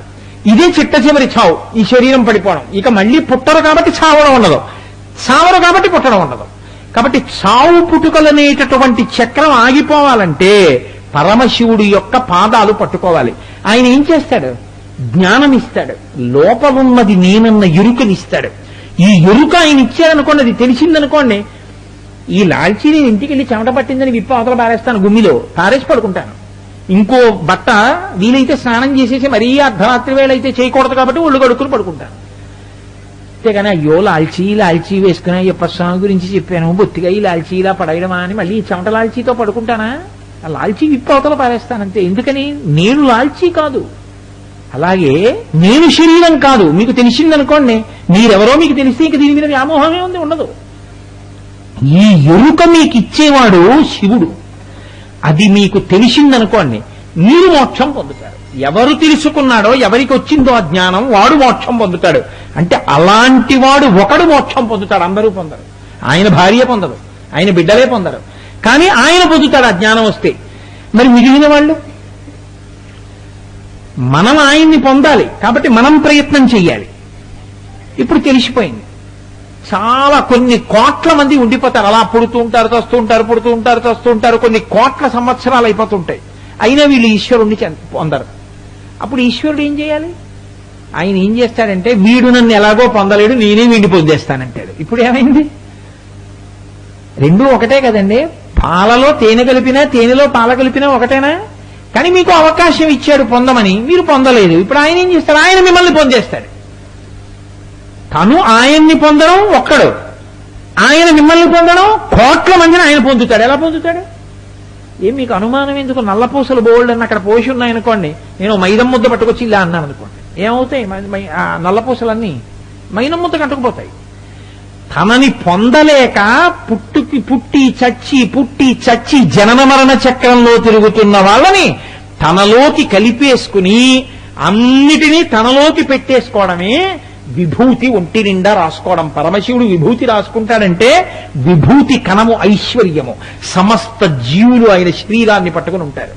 అందుకే అగ్నిముఖంబు పరాపరాత్మకమాత్మ కాలంబు గతి రత్నగర్భ పదము శ్వశనంబు నీ ఊర్పు రసన జలేషుండు దిశల కర్ణంబులు దివము నాభి సూర్యుండు కన్నులు శుక్లంబు సలిలంబు జఠరంబు జలదులు చెదలు శరము సర్వౌషధులు రోమచయము శల్యము లద్దులు మానసమృతకరుండు ఛందములు ధాతువులు ధర్మసమితి హృదయము హాస్య పంచకముపనిషదాహ్వయంబు అయిన నీరూపు సదసత్వమై శివాత్వమై సకల జ్యోతి అయి వెలుగుచుండు అజ్జమొగుచు అంటారు పోతన గారు భాగవతంలో. కాబట్టి అటువంటి శివస్వరూపం మహోపకారాన్ని చేస్తూ ఉంటుంది. అటువంటి ఉపకారం చేసేటటువంటి మంగళప్రదుడు ఎవడున్నాడో ఆయనకి శివ అని పేరు. ఆయన జ్ఞానం ఇస్తాడు, 3 రకాల లయాన్ని లోకానికి చేస్తూ ఉంటాడు. అంతటి మహానుభావుడైనటువంటి శివుడికి ఉండే లక్షణం ఏదుందో అదే లక్షణం అయ్యప్ప స్వామి యందు తండ్రి యొక్క లక్షణంగా ప్రకాశిస్తుంది. ఆయన జీవన వ్యాపారాన్ని నడుపుతాడు. ఇక్కడ నేను మీతో ఒక మాట మనవి చేయవలసి ఉంటుంది. సాధారణంగా లోకంలో ఉండే లక్షణం ఏమిటంటే తెలిసి తెలియనితనం అని ఒకటి ఉంటుంది. తెలిసి తెలియనితనం అంటే ఎలా ఉంటుందంటే, నేను ఒక గవర్నమెంట్ ఆఫీసులో పనిచేస్తున్నాను అంటే, ఉదాహరణ అనుకోకండి, నిజంగానే పనిచేస్తున్నాను. నేను ఒక గవర్నమెంట్ ఆఫీసులో పనిచేస్తున్నాను కదా అని గవర్నమెంట్ ఆఫ్ ఇండియా అని ఇంకో బోర్డు ఉన్న చోట అది గవర్నమెంట్ ఆఫీసే కదండి, ఇవాళ అందులో పనిచేస్తానంటే ఒప్పుకోరు. నాకు ఎందులో ఉద్యోగం ఇచ్చారో అందులో పనిచేయాలి. కానీ కొన్ని ఉద్యోగాలు ఉంటాయి, వాళ్ళు ఏమిటో తెలుసా? ఏ ఆఫీస్కైనా వెళ్ళి చూడొచ్చు. అలా వెళ్ళి చూడగలిగిన ఆఫీస్ ఉద్యోగానికి పక్కన ఇంకో పేరు కూడా ఉంటుంది, కలెక్టర్ అండ్ మెజిస్ట్రేట్. ఇప్పుడు కలెక్టర్ గారు కలెక్టర్ ఆఫీస్లోనే పనిచేయక్కర్లేదు, ఇరిగేషన్ డిపార్ట్మెంట్ ఆఫీస్కి వెళ్ళి చూడొచ్చు, లేకపోతే రైల్వే స్టేషన్కి వెళ్ళి ఇక్కడ అన్ని సదుపాయాలు ఉన్నాయా లేదా చూడొచ్చు, గవర్నమెంట్ హాస్పిటల్కి వెళ్ళి ఇక్కడ రోగులకి అన్ని అందుతున్నాయా లేదా. కలెక్టర్ గారు మీరు ఇక్కడికి ఎందుకంటే కలెక్టర్ ఆఫీస్లో ఉండాలి కానీ అనకూడదు. నేను ఇన్కమ్ ట్యాక్స్ ఆఫీస్కి వెళ్ళి ఉద్యోగం చేస్తానని అనుకోండి, నీ మొహన్ నీకు ఫుడ్ కార్పొరేషన్లో ఉద్యోగం ఇక్కడికి ఎందుకు వచ్చావు వదలమంటారు. కలెక్టర్ గారు వస్తే అలా అనకూడదు, ఆయన ఇన్కమ్ ట్యాక్స్ ఆఫీస్కి వెళ్ళొచ్చు, కమర్షియల్ ట్యాక్స్ ఆఫీస్కి వెళ్ళొచ్చు, రైల్వే స్టేషన్కి వెళ్ళొచ్చు, హాస్పిటల్కి వెళ్ళొచ్చు, ఆఖరికి శ్మశానానికి వెళ్ళి ఇక్కడ అన్ని వసతులు ఉన్నాయా అని చూడొచ్చు ఆయన. తప్ప ఆయన చెయ్యగలిగింది చెయ్యలేంది అని రెండేం లేవు. అందుకే కలెక్టర్ అన్న దాని పక్కన మీరు ఏది చేర్చినా కలెక్టర్ కన్నా తక్కువే కానీ కలెక్టర్ కన్నా ఎక్కువ అవదు. మీరు చూడండి, joint collector, sub collector, deputy collector, ticket collector, ఏమనండి కలెక్టర్ కన్నా తక్కువే, కలెక్టర్ కన్నా ఎక్కువ కాదు, కలెక్టరే ఎక్కువ అంతే. అద్వైతం కూడా అంతే, అద్వైతం అద్వైతంగా గొప్పదండి. దాని పక్క వెనక ముందు మీరు ఏం చేసినా అద్వైతమే గొప్పదవుతుంది, ఎందుకంటే అద్వైతం కలెక్టర్ లాంటిది. కాబట్టి ఆ స్థితిలో నిర్వాహకత్వము అంటారు. అసలు ఈశ్వరుడు యొక్క స్వరూపం ఏమిటో తెలుసా అండి? ఆయన ఏదో ఒక పని చేస్తాడని మీరు అనుకుంటే అంతకన్నా పొరపాటు ఇంకోటి లేదు. పరమశివుడు అంటే ఈ మూడే చేస్తాడండి అని మీరు అనుకున్నారనుకోండి, పొరపాటు అది. అలా ఆయనే అదొక్కటే చేయడు, ఆయన అన్నీ చేస్తూ ఉంటాడు. కలెక్టర్ గారు మెజిస్ట్రేట్ గా ఎలా ఉంటారో అలా బ్రహ్మగారు మెజిస్ట్రేట్, విష్ణువు మెజిస్ట్రేట్, శివుడు మెజిస్ట్రేట్. ఆయనే మూడుగా ఉంటాడు. ఒక కలెక్టర్ గారే మెజిస్ట్రేట్ గా కూడా ఉన్నట్టు శివుడే విష్ణువుగా ఉంటాడు, విష్ణువే శివుడుగా ఉంటాడు, బ్రహ్మగారు శివుడుగా ఉంటాడు, శివుడు విష్ణువుగా ఉంటాడు. ఆఖరికి వీళ్ళందరూ కలిపి ఒకటైపోతారు. ఎంత చిత్రంగా ఒకటైపోతారో తెలుసా అండి? మీకు నేను ఒక్క మాట చెప్తానంటే, ఇంత వేదాంతాన్ని ఇప్పుడు చెప్పడం కష్టంగానే అసలు ఇన్ని ఉండిపోయాయి అనుకోండి, నిజంగా ఇన్ని ఉన్నాయనుకోండి, బ్రహ్మగారు ఒకటి, విష్ణువు ఒకటి, శివుడు ఒకటి, పార్వతీదేవి ఒకటి, లక్ష్మీదేవి ఒకటి, సరస్వతీదేవి ఒకటి, విశ్వక్సేనుడు ఒకటి, వినాయకుడు ఒకటి, సుబ్రహ్మణ్యుడు ఒకటి, ఇంతమంది ఉన్నారనుకోండి, గొడవ వచ్చి తీరుతుంది. ఎప్పుడో అప్పుడు వస్తుంది, ఎక్కడొక్కడ వస్తుంది. ఎందుకో తెలుసా? మీకు ఒకటే చెప్తా, అసలు నిజంగా గొడవ తెచ్చుకోవాలంటే ఒక్కటి చాలండి. మన్మధుడు విష్ణువు యొక్క కుమారుడు, మన్మధుడిని శివుడు కాల్చేశాడు, చాలదా దెబ్బలాడుకోవడానికి? ఎప్పుడైనా దెబ్బలాడుకున్నారండి? దెబ్బలాడుకోలేదు సరికదా, విష్ణువు కుమార్తె వల్లిని తీసుకెళ్లి శివుడు కొడుకు సుబ్రహ్మణ్యుడికి ఇచ్చి పెళ్లి చేశాడు. అదేంటది? అంటే ఇందులో చమత్కారం ఉంది, మీరు పట్టుకోగలిగితే. విష్ణువే పార్వతి, రెండుండవు. ఆవిడే శక్తి కదలిక, ఆవిడే పురుషస్వరూపంలో విష్ణువు. అందుకే ఇద్దరూ అందగాళ్ళు, ఇద్దరూ అవతార స్వీకారం చేస్తారు, ఇద్దరూ అలంకార ప్రియులు. ఈ విష్ణువు ఆడదానిగా పార్వతిగా ఉండి పరమశివుడిలోకి సగంలోకి వచ్చేస్తాడు. బిడ్డలు ఎవరికి పుట్టాలి? ఎప్పుడు ఆడదానికి పుట్టాలి. అందుకే విష్ణువు నాభికమలంలోంచి బ్రహ్మగారు పుడతారు, అంటే పార్వతీ నాభికమలంలోంచి బ్రహ్మగారు వస్తారు. అంటే ఇప్పుడు బ్రహ్మగారు ఎవరి కడుపులోంచి వచ్చారు? విష్ణువు కడుపులోంచి వచ్చారు. ఇప్పుడు బ్రహ్మగారిని విష్ణువు కడుపులోకి తీసేయండి. విష్ణు అమ్మవారు, అమ్మవారు శివుడిలోకి సగంలోకి వెళ్ళిపోయింది. ఇప్పుడు ఎవరున్నారు? ఒక్క శివుడు ఉన్నాడు. ఆ శివుడు ఎవరు? విష్ణువు. విష్ణువు ఎవరు? బ్రహ్మ. ఏమైంది? మళ్ళీ పెరిగింది, మళ్ళీ ఏమైంది? వెనక్కి వెళ్ళిపోయింది. చూడండి, చిన్నప్పుడు ఇలా విప్పితే పెరుగుతుంది, కాగితంతో తయారు చేసేవారు, ఇలా మూసేస్తే మడిచిపోతుంది. అలా ఒకటి తంతువుగా విస్తరిల్లుతుంది, మళ్ళీ అన్నీ ఒకటిలోకి వెళ్ళిపోతాయి. అందుకే ఇది వేదాంతాన్ని పూర్వం జానపదులు మేకలు వేయింజన్నను భాసురుముగనొక్క కోతి పర్ణం బెక్కున్, ఆ కోతులు వేయింజన్నను కోకోయని కొంకినక్క కోయని కూషన్ అని చెప్పేవారు. మళ్ళీ ఇప్పుడు నేను ఆ జానపదానికి వ్యాఖ్యానం మొదలెడితే అదో పెద్ద వేదాంతం, అదో పెద్ద వ్యాఖ్యానం అవుతుంది. కానీ అంటే మీకు ఒక మాట చెప్పాను, నక్క అంటే శివుడు అని దాని అర్థం. అది ఎందుకు అలా వస్తుంది అంటే మళ్ళీ ఎప్పుడైనా మీకు మీ ఊరు మళ్ళీ వస్తే చెప్తాను, ఇప్పుడు ఎక్కడ కుదురుతుంది. కాబట్టి ఆ ఒక్కడే, ఆ శివుడే ఇన్నిగా ఉంటాడు. ఆయన దయాళు, అందుకే తండ్రి స్థానంలో ఉంటాడు కాబట్టి దయ కలిగిన వాడు. తండ్రికి ఎంత దయో ఆయనకి కూడా అంతే దయ. ఆ దయకి అంత ఉండదు. మీరు చూడండి, లోకంలో అన్నిటికన్నా ఒక గొప్ప విశేషం ఉంటుంది. కోరి కోరి కోరి కోరి తండ్రి తాత వినేవి ముచ్చట పడిపోయి రెండు ఉంటాయి. మీరు గమనించండి, మనవడి చేత కొడుకు చేత దెబ్బలు తింటే ఎంత సంతోషం అంటే పెద్దవాళ్ళు అయ్యాక కాదు. పసిపిల్లలుగా ఉన్నప్పుడు ఆడుకుంటూ ఆడుకుంటూ నాన్నగారి దీక్షలో ఉంటే ఆ గడ్డం పట్టుకుని కొడుకు పీకుతున్నాడు అనుకోండి, తండ్రి పీకకు నాన్న అంటాడు. ఎంత పీకుతుంటే తండ్రికి అంత సంతోషం. ఆయన మహాపండితుడు. ఆయన వీధిలోకి వస్తే అందరూ ఆయన కాళ్ళ మీద పడే, అయ్యా మీరు ఏమైనా చెప్పండి అంటారు. ఆయన ఏం వింటాడు? ఆయన వచ్చిరాని మాటలు కొడుకు వింటాడు. ఇది చూడండి, వచ్చిరాని మాటలు కొడుకు ఎక్కడుంటాయో అవి తండ్రికి ఇష్టం తప్ప, ఒరే నేను మహాపండితుడిని నీకేటా అమ్మ అన్నరాదు తాత అన్నరాదు, ఇంకా ఇప్పుడు తాత తాత ఏమండి చూశారా మన అబ్బాయి తాత అంటున్నాడు అనుకోండి భార్య, శ్రీనోర్మయ్య నేను మహాపండితుడిని, స్వర్ణ కంకణాలు ఉన్నాయి, తలాటాలు ఉన్నాయి, నాకు గండపెండేరం వేశాడు, నేను తాత తాత గండపెండేయుడు, సంస్కృతంలో శ్లోకం చెప్పమని వింటాను నీ కొడుకుని అంటాడా? ఏది నాన్న అను, తాత అను, తాత అను అని అనిపిస్తాడు. గోవింద అంటాడు, గోయింద అంటాడు ఆ పిల్లాడు, గోవింద అంటే గోయింద అంటాడు, గోయింద అంటే వీడు గోవింద అంటాడు, గోయింద అంటాడు. ఎంత మురిసిపోతాడో తండ్రి. తనయుల సంభాషణములు జనకులకు కర్ణయుగలి సద్భూషణములు అంటారు పోతన గారు. ఆ వచ్చిరాని మాటలు పండితుడైన తండ్రికి ఎంత ఇష్టమో.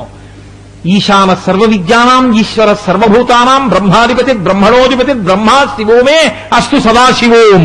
సమస్త శాస్త్రములకు తనలోంచొచ్చిన పరమశివుడు కూడా భక్తితో తన గురించి మాట్లాడేటటువంటి భక్తుల మాటలు చేతకాని మాటలు. నిజంగా ఆయన గురించి మనం మాట్లాడగలమా? పరాశర భట్టలు అంటారు, స్తోతావంతమిషంతి దేవి కవయోజో విస్మృణీతే గుణాం స్తోతవ్యస్య తతశ్చతే స్తుతిధురాం అయ్యేవ విశ్రామ్యతి యస్మాత్తస్మదమర్శినీయ పణితి స్వీకారతస్తే గుణాః క్షాంత్యౌదార్య దయాదయో భగవతి స్వాం ప్రస్తు వీరాం ప్రధాన్ అంటారు. అమ్మా నేను చెప్పడం వల్ల గొప్పతనం వచ్చిందా? నేను ఎంతటి వాడిని నీ గురించి చెప్పడానికి? నేను చేతకాని మాటలు చెప్పినా నువ్వు స్వీకరించావు కాబట్టి నా మాటలకి గొప్పతనం వచ్చిందమ్మా అంటారు. తాత అండరాని పిల్లాడు తాత గోయిందా అంటే తండ్రి సంతోషించాడు కాబట్టి ఆ మాటకి విలువ వచ్చింది. లెంపకాయ కొడితే విలువ ఎక్కడ వస్తుంది? ఇన్ని విద్యలకు ఆలవాలమైనటువంటి పరమశివుడికి సంతోషం ఏమిటో తెలుసా అండి? వచ్చిరాని మాటలు పిల్లలు గడ్డం పీకినట్టు తన భక్తుల చేతి దెబ్బలు కూడా ఆయన తింటారు. అది ఆయన సంతోషం. శంకరాచార్యులు వారు శివానంద లహరిలో దిప్పి పొడిచారు ఈ విషయాన్ని ఒక చోట. కాబట్టి అర్జునుడు తపస్సు చేశాడు ఆయన కోసం. కిరాతుడి వేషంలో వచ్చాడు. ఒక పందిని విడిచిపెట్టాడు, మూకాసురుణ్ణి అటు అర్జునుడు వేశాడు, ఇటు ఈయన బాణం వేశాడు. నే చంపానని అర్జునుడు అన్నాడు, నే చంపానని శివుడు అన్నాడు. పాశుపతాస్త్రం అడుగుతున్నాడు, చూద్దాం ఏం చేస్తాడో. అక్కడి నుంచి నే చంపానని అర్జునుడికి పౌరుషం వచ్చింది, క్షత్రియుడు కదా. ఓ బాణాలు వేశాడు. ఆయన మహానుభావుడు, అన్ని వేదములు ఆయనలోంచి వచ్చాయి. ధనుర్వేదంలో మంత్రాలు ఆయనకి లెక్క. లాగి బారేశాడు ఆ బాణాలన్నీ. కోపం వచ్చింది, గాంధీవం ఎత్తి కొట్టబోయాడు. గాంధీవాన్ని అదృశ్యం చేసేశాడు.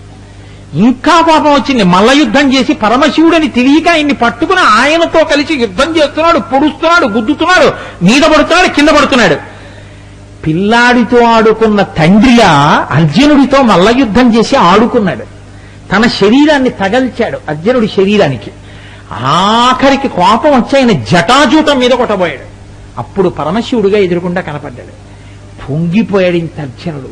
ఎవరిని ముట్టుకోవడం కూడా కుదరదు అటువంటి తండ్రి, నాతో దెబ్బలు తిన్నావా, నాతో యుద్ధం చేశావా, నన్ను కౌగులించుకున్నావా, కింద మీద పడ్డావా, ఏమి ఆప్యాయతయా నీది? అప్పుడు స్తోత్రం చేశాడు. శ్రీకంఠలోకేశ లోకోద్భవస్థాన సంహారహారి మురారి ప్రియా చంద్రధారి మహేంద్రాది బృందారకానంద సందోహ సంధాయి పుణ్యస్వరూపా విరూపాక్ష దక్షాధ్వరధ్వం చకాదేవ నీదైన తత్వంబు భావించి బుద్ధి ప్రదానంబు కర్మంబు విజ్ఞాన మధ్యాత్మ యోగంబు సర్వక్రియాకారణం వంచు నానా ప్రకారంబులం బుద్ధిమంతులు విచారించుతు నిన్ను భావింతు ఈశాన సర్వేశ్వర సర్వసర్వజ్ఞ సర్వాత్మక నిర్వికార ప్రభావ భవానీ నీవు లోకత్రయీవర్తనంబుల్ మహావాయు ఖాతాగ్ని సోమాక్క తోజంబులం చేసి సంసార చక్రక్రియాజంత్రవాహుండవైతాది దేవాది దేవా మహాదేవా నిత్యంబు నత్యంత యోగస్థితి నిర్మల జ్ఞాన దీప ప్రమాజ్వాల విధ్వస్త నిస్సార సంసార మాయాంధకారు జితక్రోధ రాగాది దోషుల్ యతీంద్రుల్ యతత్మల్ భవత్పాద పంకేరుహ జ్ఞాన డిండీర ధారానుభూతించనా తృప్తులైరవ్యయా భవ్యసేవ్యా భవ భర్గ భట్టారక భర్గవాకుత్స నానామునిస్తోత్ర దత్తావధానానాలాతేక్షణ గ్ని భస్మీకృతానంగ భస్మానులిప్తాంగ గంగాధర నీ ప్రసాదంబులం సర్వ నిర్వాణ గంధర్వులం సిద్ధ సాధ్యోరగేంద్ర మహేంద్రాదులం శాశ్వత ఐశ్వర్య సంప్రాప్తులైదీశ్వర విశ్వకర్త సురాభ్యర్థిత నాకు అభ్యర్థితంబుల్ ప్రసాదింపు కారుణ్యమూర్తి త్రిలోకైకనాథ మహాదేవదేవ నమస్తే నమస్తే నమస్తే నమః అని కాళ్ళ మీద పడ్డాడు. పాశుపతాస్త్రాన్ని అనుగ్రహించాడు. అటువంటి తండ్రి మహానుభావుడు పరమశివుడంటే ఆయనకి నమస్కారం చేస్తే ఆయన ఇవ్వనిది లోకంలో లేదు. అటువంటి తండ్రి స్థానంలో ఉన్నవాడు శంకరుడు. అంతటి స్వరూపం మా తండ్రి శ్రీ మహావిష్ణువుది. అందుకే ఎన్నడూ భేదం చూడకూడదు. ఆ స్వామియే ఆ భేద బుద్ధిని తొలగించేటటువంటి జ్ఞానం ఇచ్చేవాడు. ఇద్దరికీ కొడుకు కాబట్టి మీరు కొడుకు దగ్గరికి వెళ్ళి వాళ్ళ నాన్నగారిని బోడి వాళ్ళ అమ్మగారిని తిట్టారనుకోండి కోపం వస్తుంది, వాళ్ళ అమ్మగారిని బోడి వాళ్ళ నాన్నగారిని తిట్టారనుకోండి కోపం వస్తుంది. విష్ణువుకి శివుడికి కొడుకు అయ్యప్ప స్వామి. అయ్యప్ప స్వామి దగ్గర ముందు రోజు గజేంద్ర మోక్షం అని చెప్పి మర్నాడు శివవైభవం చెప్పారనుకోండి, ఆయన ముసి నవ్వులు నవ్వి పొంగిపోతాడు. ఆయన గురించి కూడా ఓ మాట చెప్పారు కూడా పరవశించిపోతాడు. వీడికి ఏం చేత కాకపోయినా వీడు చెప్తుంటే వీళ్ళందరూ చీకటి పడ్డాక ఎలా కూర్చున్నారో పాపం అని పరవశించిపోతాడు. కాబట్టి 2 రోజుల ఉపన్యాసాన్ని ఇలా వడ్డించే ప్రయత్నం చేశాను. నాకేం చేత కాకపోయినా మీ అందరూ ఇంత భక్తితో నా మీద ప్రేమతో కూర్చుని విన్నందుకు మీ అందరికీ నా హృదయపూర్వకమైనటువంటి అభినందనలను ఆవిష్కరిస్తూ మంగళాశాసనపరై మదాచార్య పురోగమై సర్వైశ్చ పూర్వైరాచార్యై సత్కృతాయాస్తు మంగళం. మంగళం కోసలేంద్రాయ మహనీయ గుణాత్మనే చక్రవర్తి తనూజాయ సర్వభౌమాయ మంగళం. ఉమాకాంతాయ కాంతాయ కామితార్థ ప్రదాయినే శ్రీగిరీశాయ దేవాయ మలినాథాయ మంగళం. కరచరణకృతం వా కర్మవాక్కాయజం వా శ్రవణనైనజం వా మానసం వాపరాధం విహితమ విహితం వా సర్వమేత్తక్షమస్వ శివ శివ కరుణాబ్ధే శ్రీ మహాదేవ శంభో.